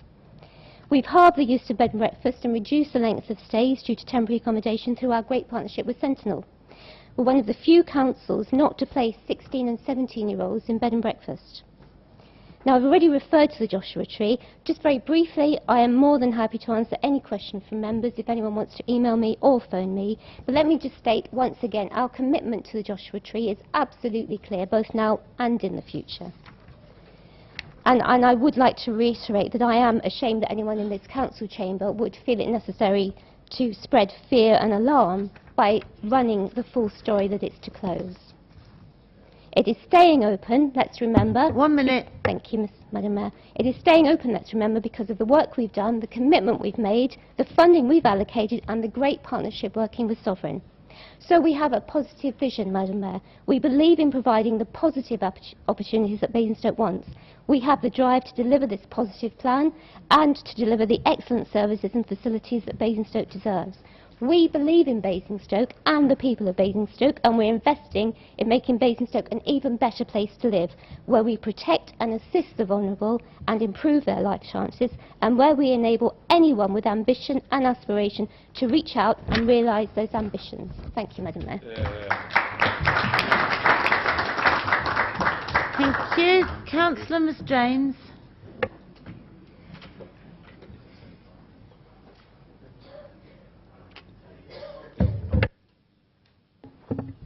Thank you, Madam Mayor.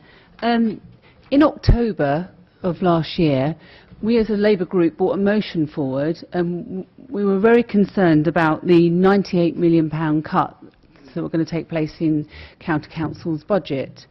We wanted the Council to take these cuts and the possible outline of what they're going to be and look at them in a committee structure and the impact it would have on this borough.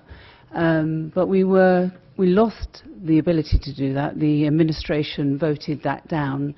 And as a result, we've got a consultation that's just come out. It came out on the 23rd of February and closes on the 3rd of May, which is proposing to cut £21 million from children's services. And they're proposing that £8 million of that £21 million will come from the cuts to children's services, children's centres. It means that we're going to lose 10 children's centres in Basingstoke-on-Deane. We only have 11. There'll be one left. I think it's really worrying that we haven't had an opportunity as a council to explore that and what it's going to mean to us.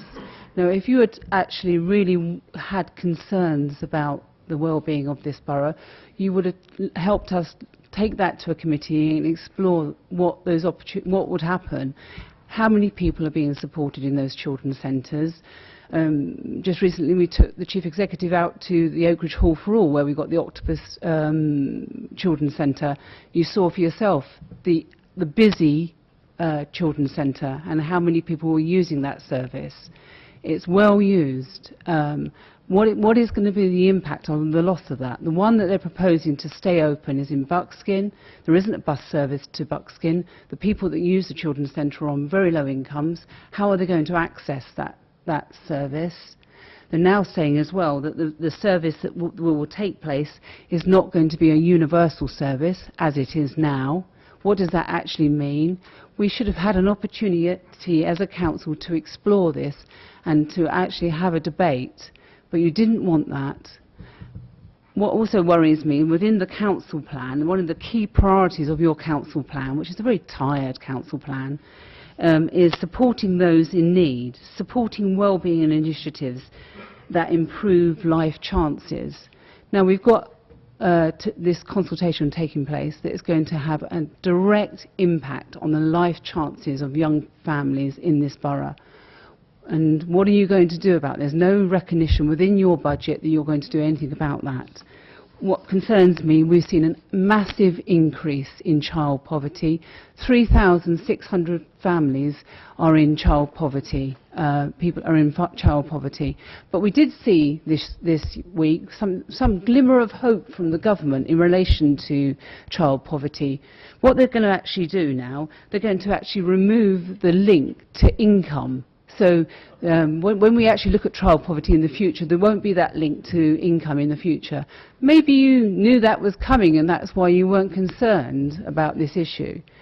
We are concerned, we're very concerned. The inequality that is happening within this borough is damning of a borough that is so wealthy, and we must do something about it. It's an absolute must that we must do something about it. And this budget is not doing anything about it. You've got a closure of the Children's Centre. The consultation closes on the 3rd of May. We've got an election coming up. There will be not an opportunity now to discuss the impact of that. What are you going to do about it? What are you going to do about all of those people that are going to lose that service? What's going to happen to those buildings that exist at the moment? And the leader talked within his initial discussions about the plan and about your budget, about this being a beacon of lifelong learning. Well, the closure of a children's centre isn't a beacon of lifelong learning. Improving everybody's life chances, he said. Again, you are not doing that. And I just raise again, how are we going to get all of those people across to Buckskin to access the only one children's centre that's going to stay open. I just think it's absolutely appalling. And what I am more disgusted about is the fact that you didn't give us, as a council, the opportunity to Time's up. discuss the impact of these cuts. Thank you. Councillor Raphael.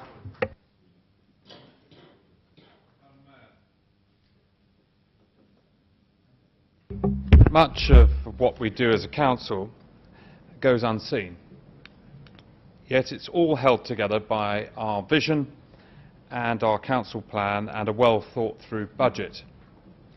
Indeed, it's only by having a well-run borough that is economically sound and responsive to the demands of its electors that has enabled me to fulfil my duties as a cabinet member for a portfolio that much of the time doesn't get in the spotlight, yet plays an essential part in delivering that vision. I want to start with the local plan. We are 2 to 3 weeks away from an inspector's report. Whilst hoping that it will produce few surprises or shocks, I can say that the environment for planning has changed considerably over my time as cabinet member. From having the confidence that our having a local plan in place would solve all our development pressures, it is now clear that a local plan is only going to be as useful as its users make it. For if developers get permission and then don't build, if immigration into this country remains at a high level, and migration into this borough keeps increasing, and if governments make it easier to build on green fields, the pressures on development will continue.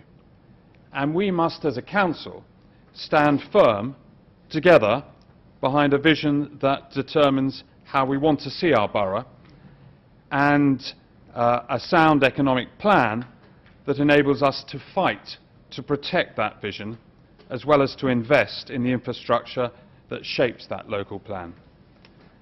Having a clear vision in a council plan and running the borough efficiently and effectively enables us to turn our attention to matters that may not be top priorities for most, but are the top priorities for some. An example of this is our brand new cycling strategy. And I'm not going to get the chance to talk to you about it at full council because it's a cabinet decision, so I thought I'd talk to you about it at full council today. Cycling is growing in popularity by young and old, fit and unfit, commuters and shoppers, individuals and families. And with retrospect, it is quite shocking that all of us had ignored its importance in our borough. But we are now in a position, because of sound finances, to start the process of improving cycle routes in our borough. Only in Basingstoke? Oh no, it's all round the borough, Councillor Watts. Well, I look forward to seeing you cycling from Whitchurch. Now, Madam Mayor, my profile also includes the Development Control Department. It's not often mentioned in full council meetings, yet it is one of the main shop windows to the public. Some 18 months ago, I wanted to see some improvements in its performance, and I raised the bar from providing a good service to us providing an excellent service. And I'm grateful to senior officers and members from all sides alike for their contribution to the review that I conducted, and I'm now much happier with the service that is now provided. Madam Mayor, expecting high standards and having high aspirations for our borough underpins our council plan and underpins what motivates us. We strive for the best for all, and our appetite for improvement remains continuous. I ask Council to approve the council plan and the budget. Thank you. Councillor Reagan. Thank you, Madam Mayor. As soon as some people were given their life histories earlier, I mean, I moved to Basingstoke 52 years ago from, so I'm not born in Basingstoke, I was born in 18 Ipswich Buildings, SE1 Windmill Walk, Lambeth. One of the good things my parents come to Basingstoke. So 52 years ago, I've seen a lot. I'm now on my third shopping centre, and I hope to live long enough to see my fourth shopping centre.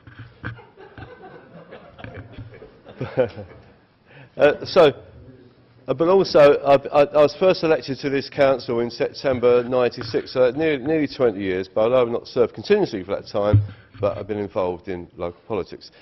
And many times I've heard people stand up and say, you know, if you criticise whatever administration it is, you're talking Basingstoke down. No, we're not. We're 60 of us here are here because we want to serve the public, but we have different visions of what this town should be like and how to confront its problems. And one of the things I learnt today, there are two visions, and they are most personified within my ward. One is the leisure park, and one is the Westside Community Centre. The leisure park now, proposals, I'm all for it improving and needs modernising, but I don't think we need stores selling Gucci shoes and Prada handbags. I mean, we need good facilities for people. But the most striking thing is the real true cost of austerity. You know, private prosperity, which will be shown at the leisure park, and public poverty, which will now fall upon many of my constituents when the children's centre closes at Westside Community Centre.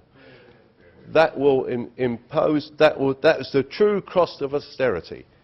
So I will be explaining to the public as I run up for election in May that we will fight to keep this open. And I will be urging everybody to do the consultation. And actually, so during our campaign, Labour will be to emphasise the difference in vision. So no one has a monopoly on aspiration. You can't have aspiration without education and support for the people at the bottom of the pile. So many women at the Children's Centre really rely on that. They really do rely on it. It's turned around, it changed their lives. So I do appeal to the administration to actually get behind it.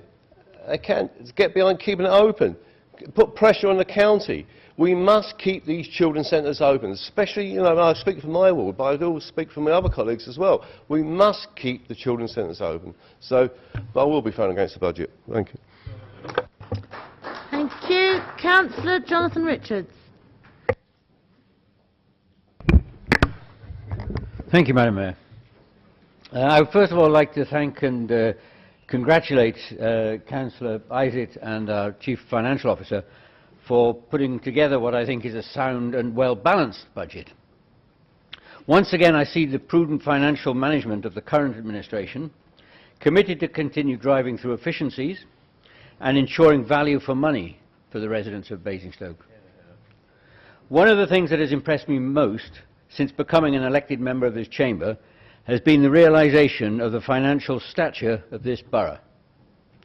There is clearly a history of sound and sensible financial management, spending what needs to be spent with prudence, building and nurturing reserves, and wise investments in capital projects.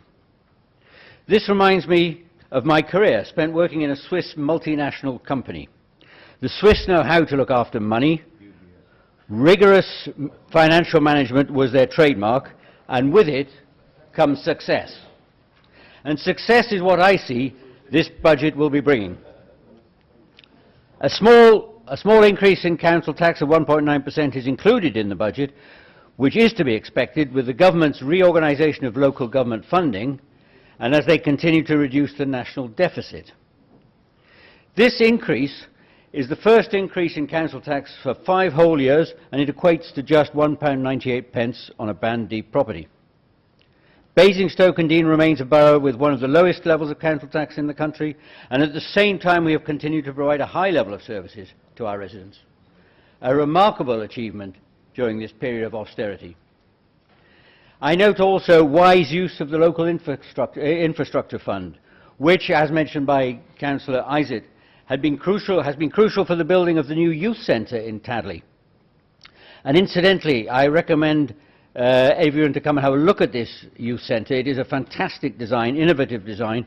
It is due for opening in May this year, with probably an official launch in June. That's the plan anyway.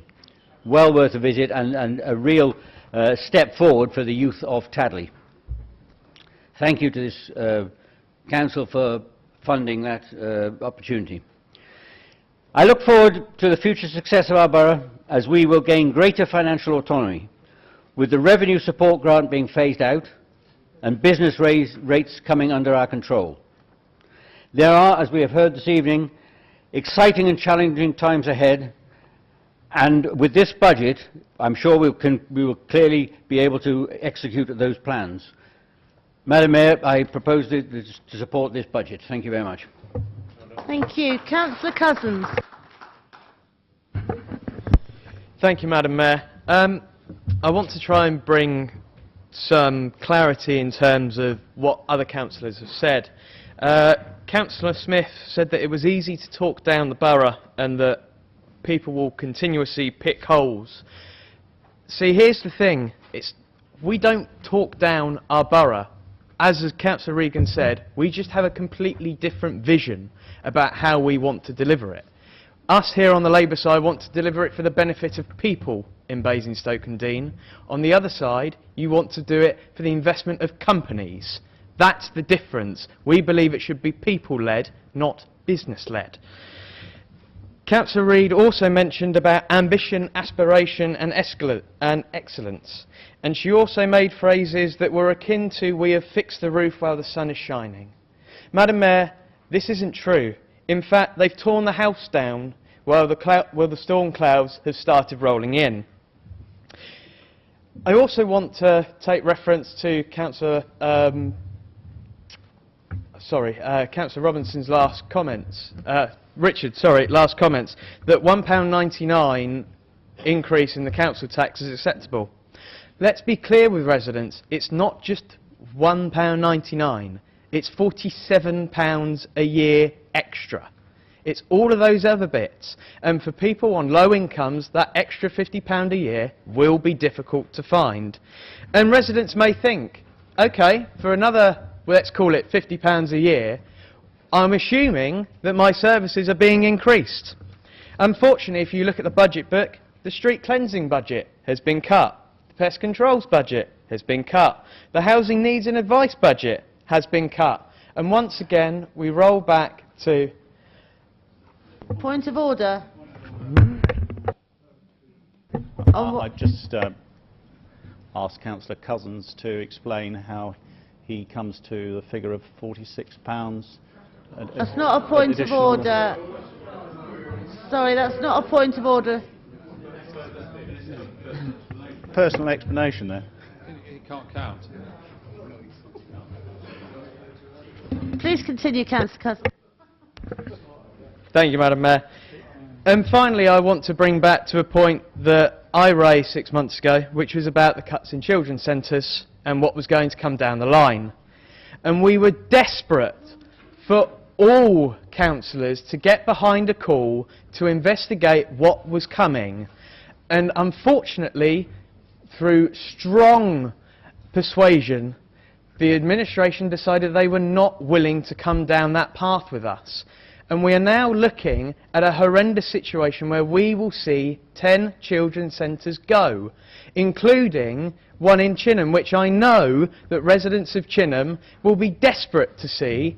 But recalling that meeting, Madam Mayor, Councillor Steele seemed to think that we had far too many children's centres anyway. So one can assume that she's happy with what's coming down the line. Unfortunately, I can tell her that they won't be happy, same as residents in Brookvale and Kings Furlong won't be happy, in Popley won't be happy, and everywhere where they are seeing their children's centres cut will not be happy. It is time we actually stood up for our residents, fought back and put their interests first. Thank you, Madam Mayor. Thank you, Councillor Bound. Simon Bound. Thank you, Madam Mayor. Basingstoke-on-Deane is an ambitious and prosperous borough my ward Rooksdown is at the forefront of housing growth in this borough, and I'm very pleased to see a council plan that continues to embrace growth for the future, with a real focus on communities and their development needs, including affordable housing at 40%. This is a plan that allows for significant growth in housing, but is also a plan that has a real focus on getting future developments right. We want to create outstanding homes, an outstanding environment and outstanding new communities. Communities like Manydown that will carefully balance the need for housing with the need to maintain and enhance our natural environment. We have a plan for infrastructure that is strategic in terms of working with partners on large transport projects, like much needed roundabout and junction improvements, but is also local, offering communities the opportunity to obtain funds for local infrastructure projects, maintaining the infrastructure that supports new communities whilst making new monies available to older communities with infrastructure needs. I personally expect that the £3 million of LIFT money spent by us so far for supporting communities will see a large increase in both terms of amount spent, but spread of communities old and new benefiting between now and 2020. Developing new communities and supporting existing ones is vitally important to the vitality of our borough. New schools, like the recently opened Rooksdown campus of Castle Hill Primary, become an instant community asset. That makes obvious sense. There are also smaller and perhaps less obvious local needs which are equally as important, and we must ensure that funds are available to support these as well. This, Madam Mayor, is exactly what the council plan and budget will enable us to do. The direction is right, the plan is sound, and it is underpinned by solid financial credibility. I absolutely support this plan and budget and would urge my colleagues in this chamber to do the same. Thank you very much. Thank you, Councillor Putty.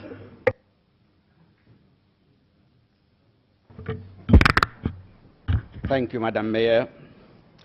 As for me, I want to really also say that I come all the way from Mauritius. And I am so proud of Basingstoke that when I go back on holiday to Mauritius, I feel myself a stranger there. But my home is here in Basingstoke and Dean. And I must say that we on this side, our vision is not blinkered.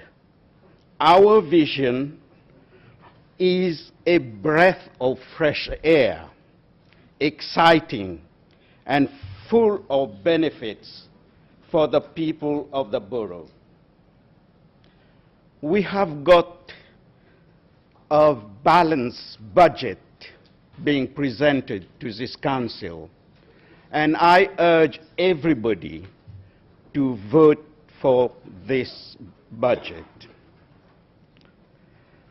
Since we have been in administration, this borough has moved at a Formula One pace. We are doing our utmost to get resources privately and publicly for the benefit of the people of our borough and for future generations. We are not going to put our foot on the brakes as the other side wants. We are going to accelerate and go places with our borough and our future. In my mayoral year, I actually opened a state-of-the-art Siemens MRI scanner at the hospital. I opened Junelm, Lidl in Popley. I opened Home Bargain and many other businesses which are striving, which are really making a difference to the people of this borough. I also sponsor a dementia award, WOW award, for the carers for the professionals or who are looking after people suffering from dementia, to motivate them to give the highest standard of care to these vulnerable people, where a smile, a touch, eye contact, and being positive is what is required for those people. I am really one of those people who think that our leisure park is going to make a big difference to our borough. We are actually looking forward to it. I am very excited about it, and I would urge people to really support what our offices and our administration is bringing to this borough. I would say to everybody, please vote for the budget. Thank you.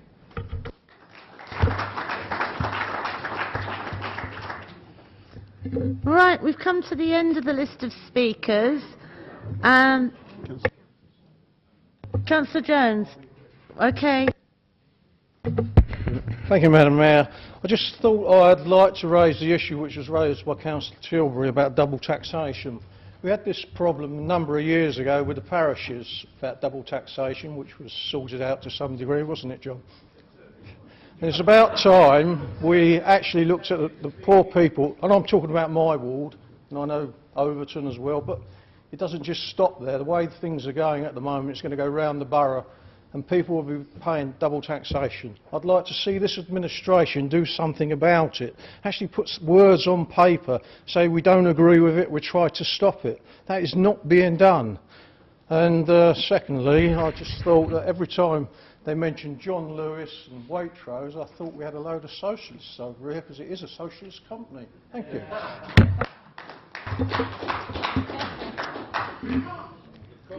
Right, both items have been debated together, and they've both been moved and seconded. It now comes to vote, and we will take each one separately. Madam Mayor, do I not sum up at the end of the debate having moved it in the first place? Okay, sum up. Sorry. Thank you, Madam Mayor. It has been an interesting debate. We've covered a wide range of subjects, from humps and weeds and rats, even to cycling. Occasionally, we've actually referred to matters which are the subject of the budget, budget and the council plan, and within this council's sphere of responsibility rather than other people's. And actually, there have been some genuine concerns raised, which will have to be the subject of proper consideration in the future. Unfortunately, the debate was unnecessarily and scurrilously debased by a personal attack on Cllr Isaac. An attack without any foundation and based upon no worthwhile evidence. I'm not going to dignify it any further, other than to say that that attack demeaned this council, it demeaned this chamber, it demeaned the party and the person who made it. Been proposed. Madam Mayor, the council plan for 2016-20 and the budget for 2016-17 that supports it are aimed at delivering an ambitious future for this borough that will provide the environment for all sections of our community to realise their aspirations for a better life here in Basingstoke-Dean. The plans lay out how we will continue to invest in creating jobs and supporting business to bring prosperity to the borough in which all can share, in providing quality, affordable homes, creating places of which people can be proud, and investing in our infrastructure to ensure our growth is controlled and sustainable. The plans make provision for maintaining and enhancing our natural environment, for supporting a borough where all feel safe at home and going about their business, and for investing in our leisure and cultural facilities so that everyone will have the opportunity to lead an active and enriched lifestyle. We will increase still further our support for those in our community who need it, supporting well-being initiatives that improve life chances, promoting strong communities and working constructively with our NHS partners to ensure the highest standards of healthcare for the people of Basingstoke-Dean, and making sure that everyone has the chance to share in prosperity through lifelong learning opportunities that encompass all tiers of education and link employers and education providers to ensure a well-trained, work-ready workforce.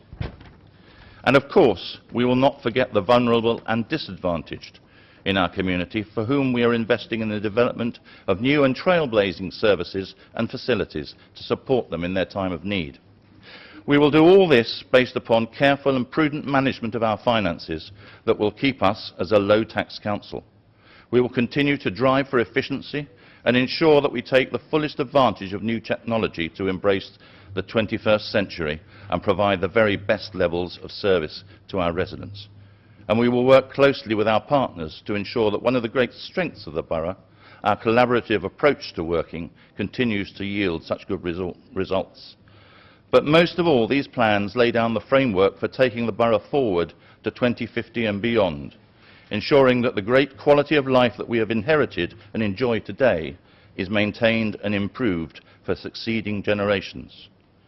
An even better way of life in an even better place. It's a very reasonable and realistic aspiration for the residents of Basingstoke and Deane to hold. These plans have the vision and ambition to make those aspirations a reality, and I look forward to voting for them. Thank you, Madam Mayor.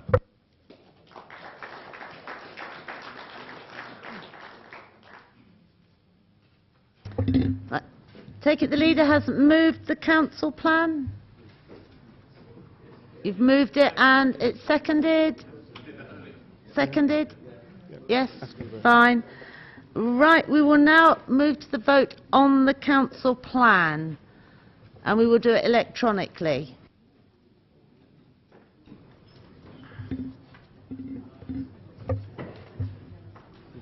Confirm the vote is open. The vote is open now.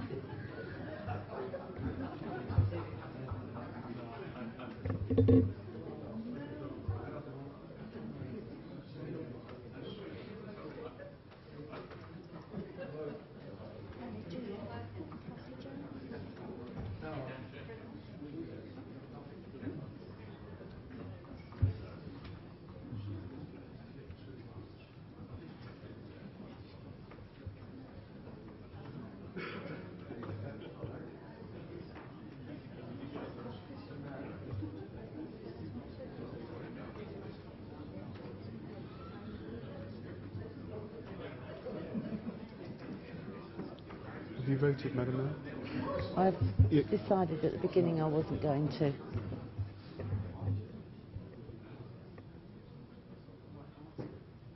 supposed to be non-political. Is that everyone excluding Mayor? Yeah. Do you want to close the vote? Right, the vote is now closed. Can you give us the numbers?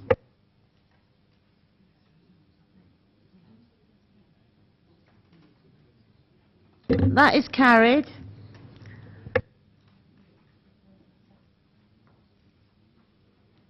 Can I ask the leader to propose the budget? Council budget, please. And can that be seconded? Thank you. We now move to a recorded electronic vote.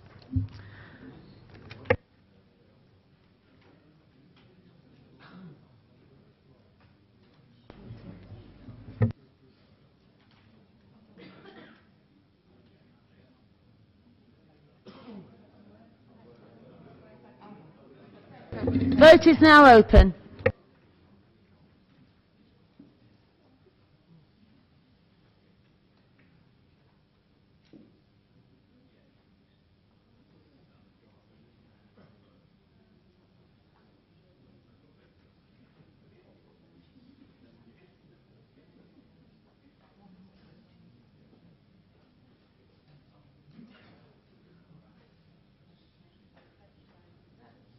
Vote is now closed. Councillor Leek.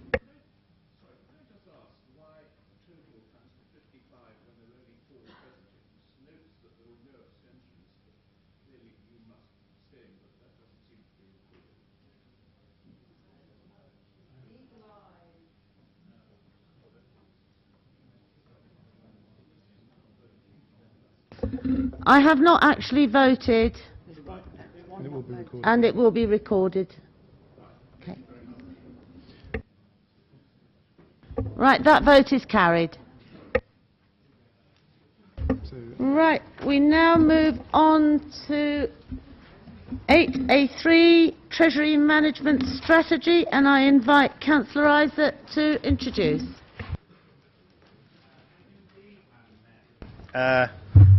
This report outlines the proposed Treasury Management Policy and Strategy for 2016-17. This strategy is central to providing the investment income that enables this council to deliver services to our residents. We are forecasting to have £155 million at the start of the financial year, rising to £166 million during the year. We're expecting these investments to realise some £3.2 million of interest income at an average rate of 1.9%. Our Treasury management policies remain unchanged, and since last time we have invested £30 million in diversified credit funds as previously approved. The lengthy period of low interest rates looks likely to persist, and the markets remain volatile, as we have been reminded over the past few weeks. I'm pleased to report, therefore, that our investments continue to be scored highly by independent assessors in terms of three key criteria: security, liquidity and yield. While returns in absolute terms have fallen since the financial crisis, currently these are higher now relative to base rate and inflation than before the crisis. We are therefore preserving the value of our holdings generally. So I move this report. Councillor Gardner. Thank you, Madam Mayor. I certainly won't be using up 4 minutes discussing the Treasury Management Strategy. If I did, I'd probably put this council to sleep. However, I welcome the report, and as Chairman of the Audit and Accounts Committee, I give it my approval. The report was reviewed and debated by the committee at its February meeting, when we were required to note the report. We noted a number of areas of risk. These were raised by the committee, but we thought they were covered by the changes which were made last year, and so we were content that no changes be made to the current strategy. We did, however, consider the diversified credit funds, and bearing in mind the current volatility of financial markets, we suggested that in future the time horizon for judging performance be revised from medium term to longer term. The diversified credit funds have been a success in increasing the return obtained on our financial resources, but with a loss of capital value in the short term. However, this is not something that I consider to be an issue for the longer term. The strategy maintains a hierarchy of objectives, namely security, liquidity before return, and is a sound basis on which to manage our financial resources. I support the recommendation, and I congratulate our officers on the prudent management of our financial resources in line with the strategy. Thank you. Thank you, Councillor Gardner. Just for avoidance of doubt, I take it you're seconding that. And I second the motion. Thank you. Cllr Harvey.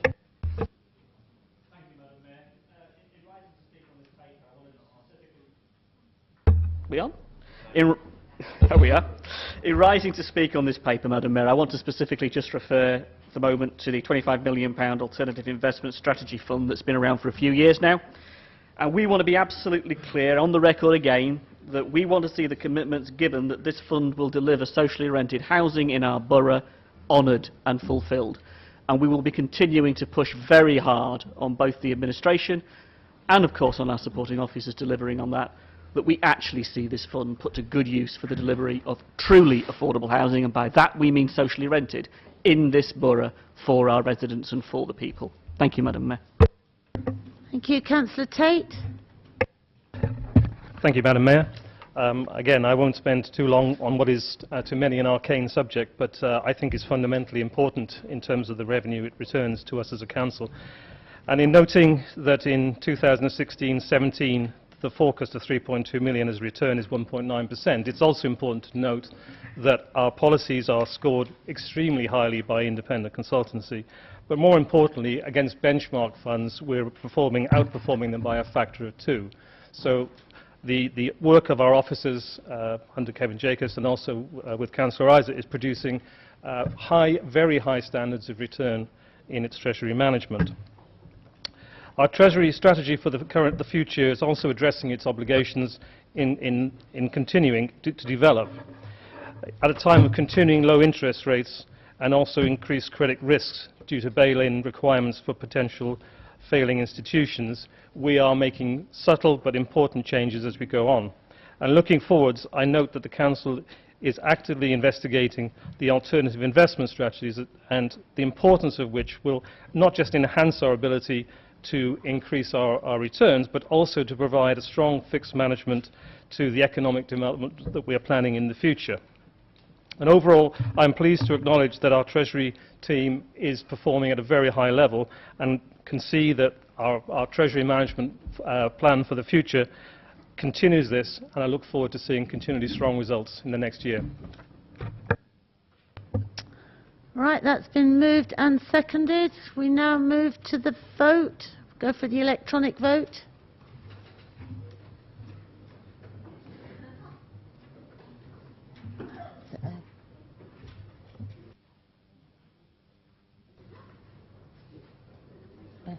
Right, vote is open.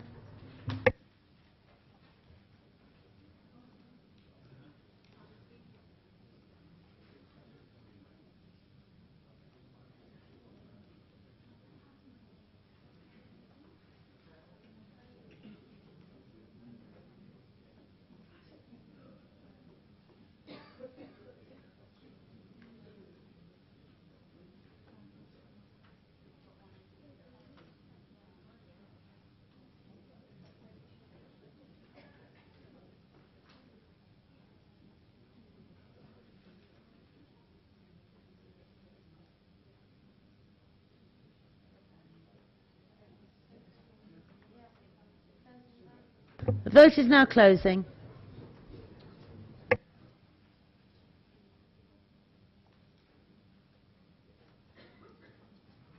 That item is carried.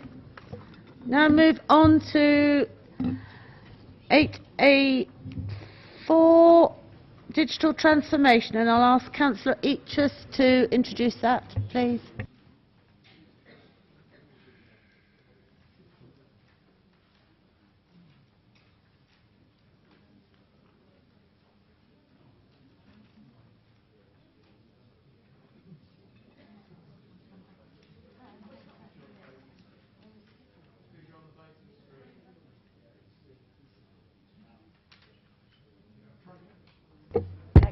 Sorry. Thank you, Madam Mayor. I'm excited to be bringing this paper to Council tonight. This digital transformation strategy allows us an opportunity to provide an even better customer service for our residents. This paper seeks Council's agreement to release £451,000 from the Efficiency, Transformation and Digital Reserve. This money is set aside specifically to make improvements that will pay for themselves in the long run. This is an investment. The money will be invested into an integrated digital platform with a single customer view. Customers will have one login for all the services available to them, not the multiple logins they currently have. This new digital platform will seek to provide residents, business and officers with a first-class digital service accessible by all 24 hours a day, 7 days a week, 365 days a year. To do nothing here is not an option.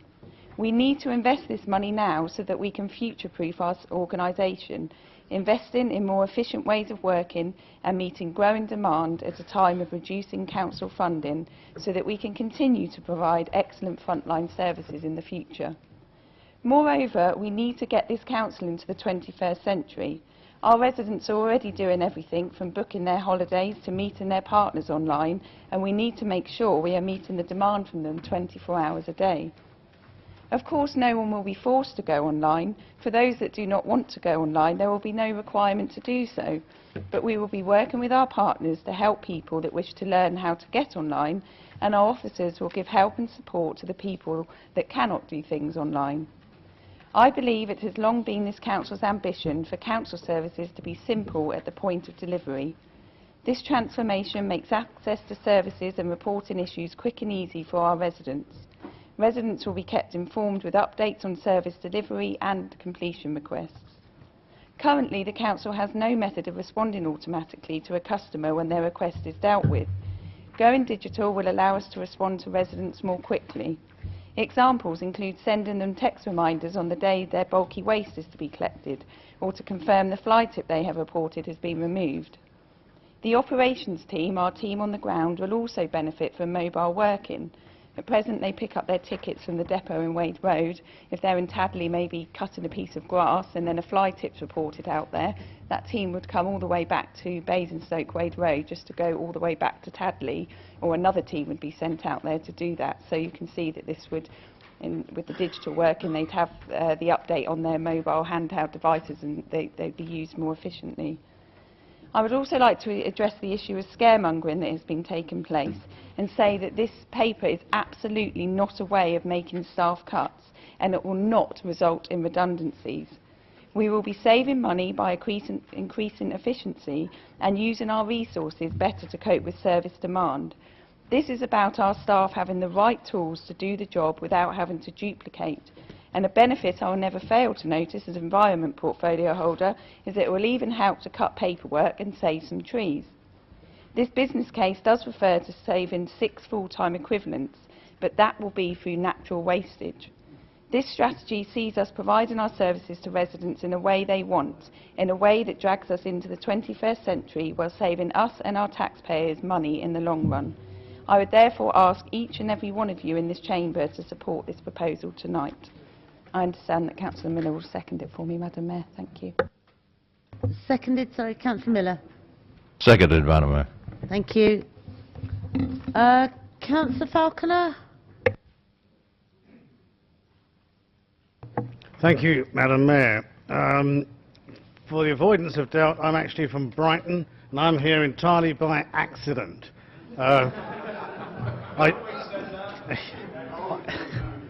I joined a Norwegian IT company in Newbury, and when I bought a house 33 years ago in Highclere, nobody told me it was in Basingstoke-on-Dean. But of course, I've grown to love the place. Now, in the IT industry, I've had the good fortune to travel around the world on business, and it has always amazed me how the rest of the world embraces technology, whereas here in the UK, we often seem to resist the opportunities afforded by technology. Sometimes there are good reasons. As we used to say, you can tell who are the pioneers because they are the bodies with the arrows in the back. The report mentions that our systems are 10 years old, which in technology terms is probably more like 20 or at least 3 generations. Out of date, heading towards the dark ages. Now, sadly, this week here in Basingstoke, I read in our newspapers there are members of this council who would wish to remain in the dark ages. We already know that their party leadership is living in the dark ages, and I suspect that they wish to take up their hammers and their sickles in the Luddite course. However, for the rest of us, this proposal is unbelievably exciting. We are to embark on a new journey of business process engineering, which will revolutionise the way this council works and which will provide our residents with a vastly improved experience in interacting with the council and its officers. I note that we are to acquire a workflow engine and a case management system. I assume that there will be a rules engine embedded into the workflow engine, and thus we will be able to automate the business processes which require no manual intervention, and in those workflows which involve the officers, we will be able to have such things as automatic routing of tasks, priority settings, time and event-based task initiation. It will provide a platform for collaborative computing which facilitates organisations and departments working together. The possibility for efficiencies within our systems is just incredible. For our residents, a new portal and content management system will make life considerably easier. There can be one point of entry, and then the new systems can take over to extract data from the disparate silos of data and present to officers all that they need to process a case. They will be able to work on the case rather than hunt for information. Finally, on the technology, I note that we will use the so-called agile approach to development, which is geared towards early incremental wins, and so we will see some of the benefits earlier rather than later. I would suggest that this will not just be a one-off cost, because it is the start of a new customer-oriented IT philosophy.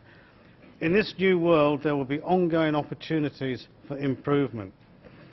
I urge everyone to support this proposal and to sweep aside the Luddites standing in the way of real positive progress.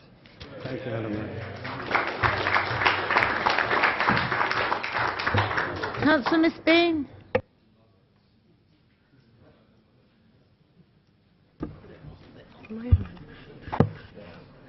Thank you, Madam Mayor.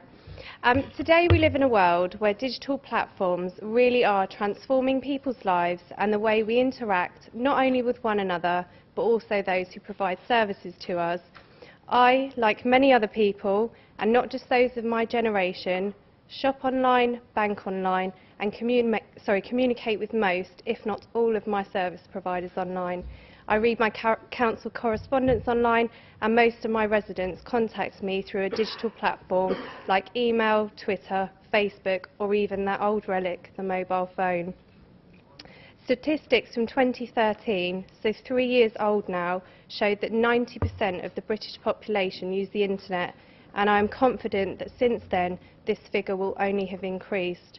Ofcom's 2015 Communication Market Report showed that 66% of UK adults own and use a smartphone.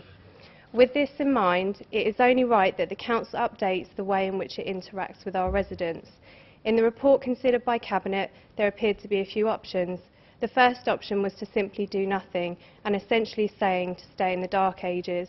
Alternatively, we could go halfway and provide a digital platform which sort of does what we want it to, but doesn't really provide any real benefit, or we can stop living in the past and really invest in our digital offering. This way, we will create a service that will provide our residents with an online capability that will allow them to interact with us in a user-friendly and efficient way. What some colleagues in this chamber seem to be forgetting, however, is that this scheme will pay for itself within 5 years and save us significant sums of money thereafter. Not only this, but we will provide a significantly improved service. This is a textbook case of strong Conservative leadership providing better service for significantly less cost. I will certainly be supporting this evening that funds are released to bring the Council's digital offering up to date. I want to provide our residents with a service that fits in with the objectives in the Council plan considered this evening.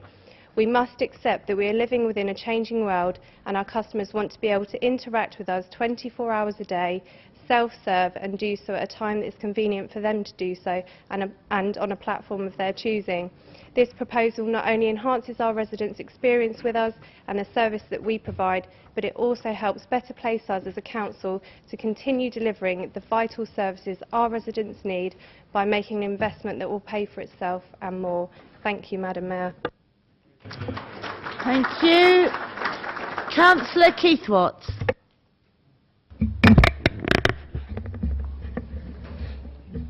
You can remain seated if you wish. No, I can stand up if I've got a prop, thanks. I come to this not having read any of the previous documentation and as a well-known sceptic, but despite some unnecessary jargon in here, it seems very sound. I want to make 2 points, or 1 point really, in 2 ways. Who remembers the Moles project? I'm sceptical about the financial numbers that are in here, and I hope they're going to be closely watched and audited. I'd like to draw attention to the 4th bullet point in 421. That reassures me. That is the most important thing, really, when an organisation that's not IT literate is taking on a project, you have to allocate enough of your own people to make it work.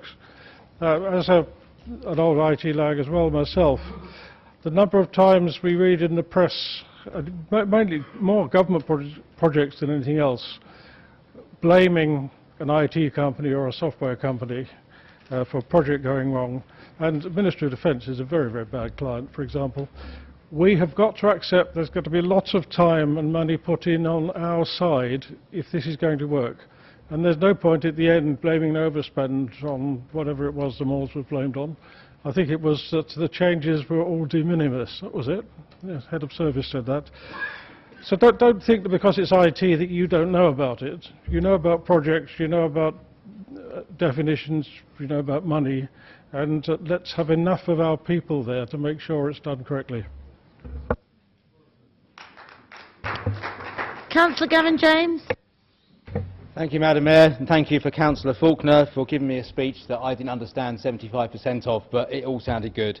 I'm speaking in support of this. Clearly, as someone who just made a budget speech talking about putting people first, this is very much part of that process. We live in a world where 9 to 5, ringing between 9 to 5 is impossible for many of us. We need to do things 24/7. I'd like to do it on my mobile phone. I do most things on my mobile phone. I even check council emails on it. We live in a different world, and we need a council service that's interactive.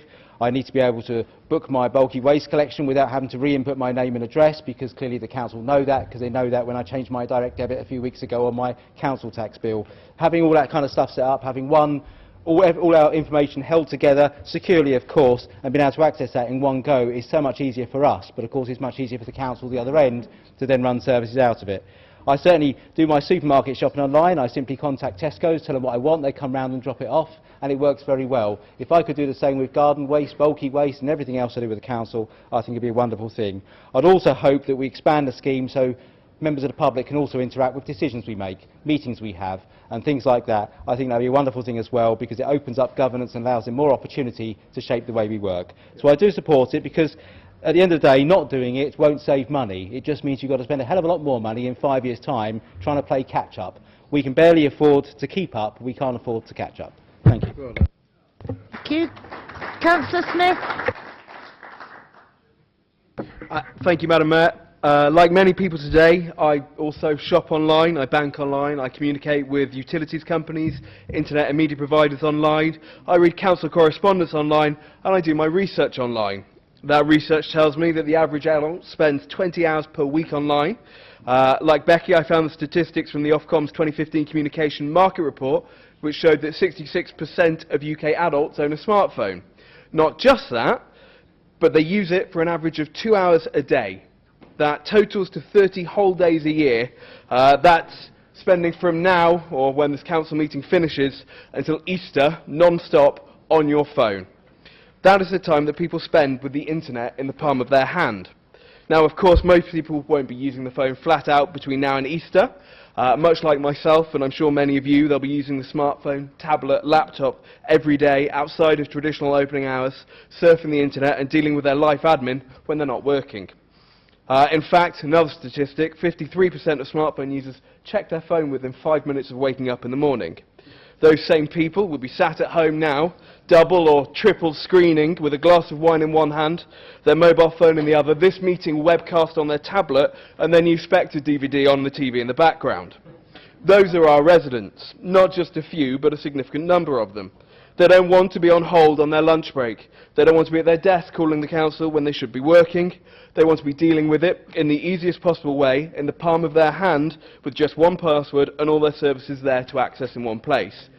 So, I would like to congratulate Councillor Reid for this paper, and I commend it to the Council for approval. It's time to update the way we interact with our residents, to bring ourselves into the digital age and make our services accessible to our residents where and when they want them, and to finish, welcome to the 21st century. Thank you. Councillor Pearce. Thank you, Madam Mayor. I shall be abstaining for my own reasons, but I just want to put right a few things. I've heard a great deal this evening from people who really don't know a lot about this borough. I can assure you that in my ward the figures you're talking about in terms of people on the internet all the time is inaccurate. And I suspect, Councillor Smith, it's the same in your ward. Both of those wards suffer with severe social issues. Both of those wards have people who are only just able to use the phone, let alone using any of the particular electronic gizmos that any of us might use because we're able to. There's a large proportion of people in this town who you are forgetting when you talk about the ability to use electronic technology. It really is not the case that every single resident, and I don't believe this figure of 66% either, certainly not in my ward, 66% of the people do not. I can't email the majority of the people that come to me with an issue. They have to ring me, or I have to use the post system that some of you might remember and no longer need to use. It is just not true that that high number of people in all of our wards, and certainly not in the urban areas of this town, are as well off technologically wise as is being suggested. Councillor Reagan. Thank you, Mayor. I'll be brief. It's I welcome what was said about the use of new technology, but I'll just make a plea that there are services provided for people who've not got the new technology, not online. My ward is a prime example. There's a lot of elderly people, and I will make an appeal as somebody myself who's partially sighted. There are many people who are partially sighted who cannot use technology, and I hope there will be provision made for them. Thank you. Councillor Raphael. Madam Mayor, I'm going to tell the Councillor something that's going to shock them. Since February this year, criminal barristers have to go online in the Crown Court. They go in there with their laptops, they have to download documents, upload documents, and so I just make this point that those of us who have to dress up looking as though we're in the 18th century, if we can embrace this technology, it's about time this Council did.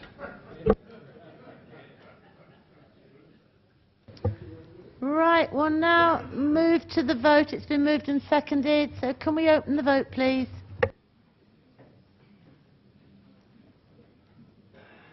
Vote is open.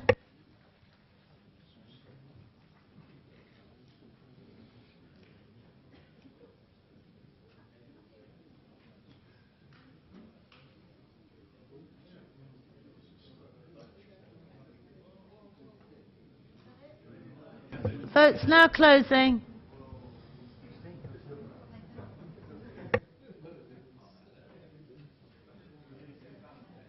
The item is carried. Right, we move on to item 9, notices of motion. We've received none. Item 10, to receive the minutes of the following meetings. Councillor Westbrook.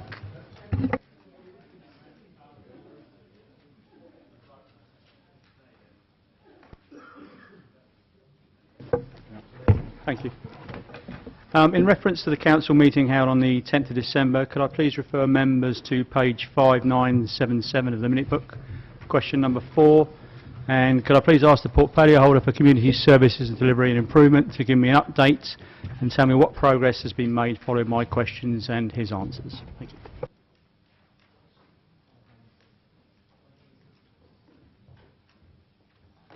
Councillor Tate. You might want to ask, has he got the reference, or you might want to ask Councillor Westbrook to repeat the page reference. Do you have the reference, Councillor Tate? What page was it? 5977. 5977.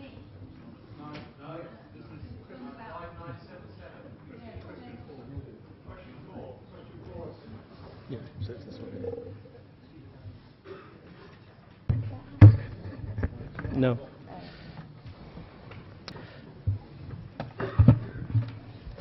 Okay. Yeah. Since the question, I have talked to officers in terms of coordinating information and also in terms of how we would use the potentially use CSPOs as part of the support. However, to give you a full and complete answer, I'll need to give you a written answer to that particular question. Okay. Everybody happy with the rest of them? Agreed? Right, we move on to 11. Questions from members of the council. The first one, Cllr Hussey. To the Leader of the Council. Madam Mayor, I've asked the relevant portfolio to answer this on my behalf. Thank you, Madam Mayor. In answer to your question, there are no formal mechanisms in place to monitor performance against the Customer Charter for emails. However, the Council does have a formal complaints process with regular performance monitoring, and I would anticipate that if an individual had a concern regarding email response times, then this would be raised via the corporate complaint process. Basically, each area is different and will have local arrangements for it manages interactions with customers. Some areas have systems in place which makes tracking more straightforward, like customer service centre and local tax. But like I said, the evidence suggests that there is no centralised monitoring, but there are no issues, as I would assume that they would be raised by a corporate complaint system, which is performance monitored. Supplementary?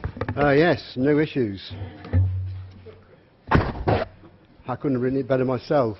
On the 30th of October, I sent an email to the leader about graffiti on third-party property, Virgin BT Royal Mail. On the 4th of December, I sent him a reminder. On the 6th of December, he replied to me, I totally agree that graffiti needs to be stamped out quickly wherever it is. I have asked Hayley Eachus to get her team to contact you, and on it goes. That was the 6th of December. It's now the 25th of February. In this digital age, I've been waiting 81 days for someone to contact me. This is disrespectful.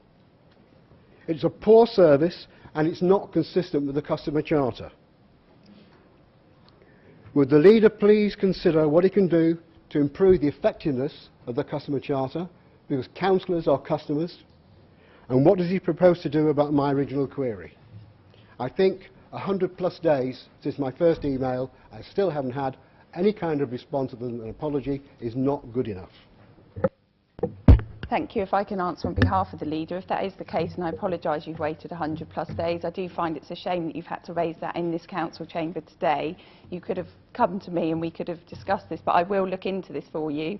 I do agree that if it is 100 days, but can we look into this and I'll provide you with a written answer. Madam Mayor, I just want a quick reply to That that. is, you've had your supplement. No, it's not a supplementary, it's a comment, because my character has been questioned about. It's a shame coming to this council. I'd just like to point out I worked for 30 years in the service industry, and the quality of service wasn't measured by the mistakes you made, because mistakes do happen. The quality of service is judged and made by the way in which you respond to mistakes when you make them. That is a quality service.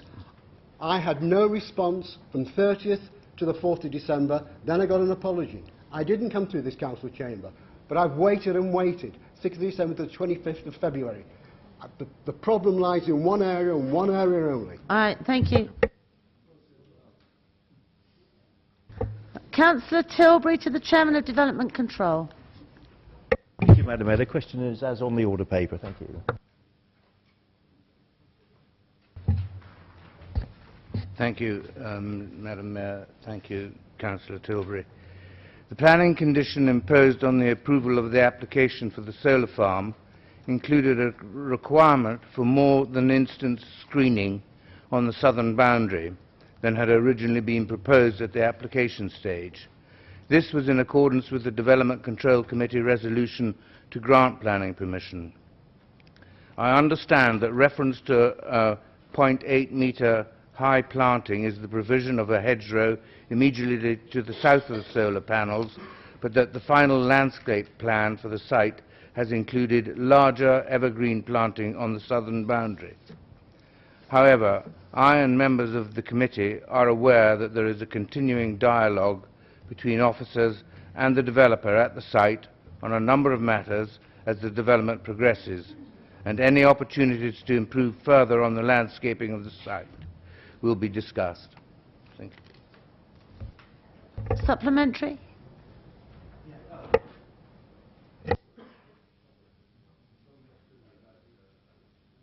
Oh, hello there. No, in view of that, I think one of the issues I think is probably that in future, if DC have a problem with or want to change things, then it may be better to actually defer the decision to see what is actually possible. Because obviously, the problem with this one has been that obviously the Is this a residents. supplementary question Without or a it, they would- statement? Yeah, would you agree that it probably make more sense to defer them in future? Because obviously, clearly, what's happened, residents have been led to believe that they were going to get one thing by the decision on the night, and in reality that's not transpired, and obviously that's led to, well, over a year of toing and froing, and obviously they're still not very happy. In fact, they're very unhappy now the solar panels are in place, and looking at the back of their window, I'd be very unhappy too. Thank you. Do you want to come back, Councillor Charlotte? No. Okay. Councillor Watts to the Cabinet Member for Planning and Infrastructure. Thank you, Madam Mayor. I actually submitted the question to the Cabinet Member responsible for allotments, so I'm delighted to discover that that's Councillor Raffel. I wonder if he wears his wig when he's doing it. I'll ask the question as on... and I would say I have already raised this issue and I've had no response on a specific application, so I don't think it's a shame it's come here. It's a shame that I hadn't already had an answer. Normally when I wear my wig I don't get asked questions, but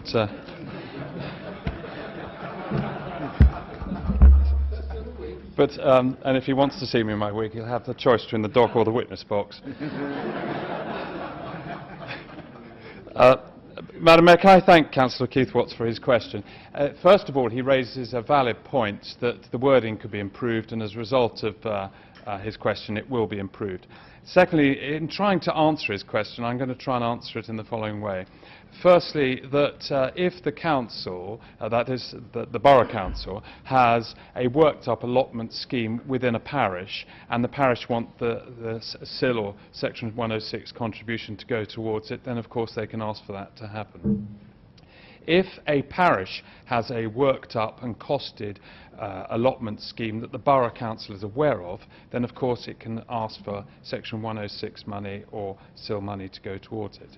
However, if the parish council has not got a costed, worked-up allotment scheme, but just has some idea that that might be a nice thing to do, the regulations for CIL mean that as my understanding, that they will not be able to ask for the money to go towards it because it has to be properly worked up in advance. So I hope that answers his question.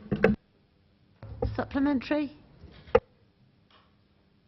Yes, can I say in this case, the town council did join in and say that they had a scheme, but nobody had told them to whom they should be writing about their scheme. I mean, we have allotments and there's work for them. But my supplementary question is anyone in charge of this? And if there is anyone in charge of this, could they be informed that there's 60 ward councillors here who could be involved in issues of... The issue with the CIL is it has to be directly related to the development. And I think we are probably better at spotting that than someone in an office in Basingstoke. Yes, it comes through the Development Control Department, my understanding is, for CIL and the recommendations when... and in fact, it doesn't actually come through Development Control, it comes through something else. I have seen it come out and parishes get consulted, and in particular the Borough Councillor gets consulted. So if it misses them, it should come to the Borough Councillor. I certainly get consulted about things in my ward, and so do the parish chairman. So I would say, I can't tell you exactly who it is, but it does work. And that's the best I can do, Madam Mayor. It doesn't work out west. Councillor Hussey to the Cabinet Member for Finance and Resources. I'd like to thank Councillor Hussey for asking this question. I made inquiries, and I'm disappointed to have to report that there hasn't been any progress, tangible progress on this. And so, as the portfolio holder responsible for this, I'd like to apologise to Councillor Hussey and also to the tenants. And I will ensure that this is given the that this is given the attention that is now required so that we get you and the tenants an answer. Supplementary? Yes, I think that's a rather disappointing response. In March 2015, is he aware that I asked the officers for an update and was told that due to other pressing priorities, the work had been delayed, but that I would get a revised timetable within a couple of months. That was in March 2015. Well, I still haven't received anything, so obviously it's still on the back burners and nothing's actually happening. But in view of the fact that tenants' expectations were raised in March 2013, and even mine, because I was told there'd be a feasibility study complete by March 2015, would the portfolio holder please produce a detailed report of past events commencing with March 2013 of what has happened, funds spent, and what is planned for the future? The Bible's tenants and members of this council deserve no less.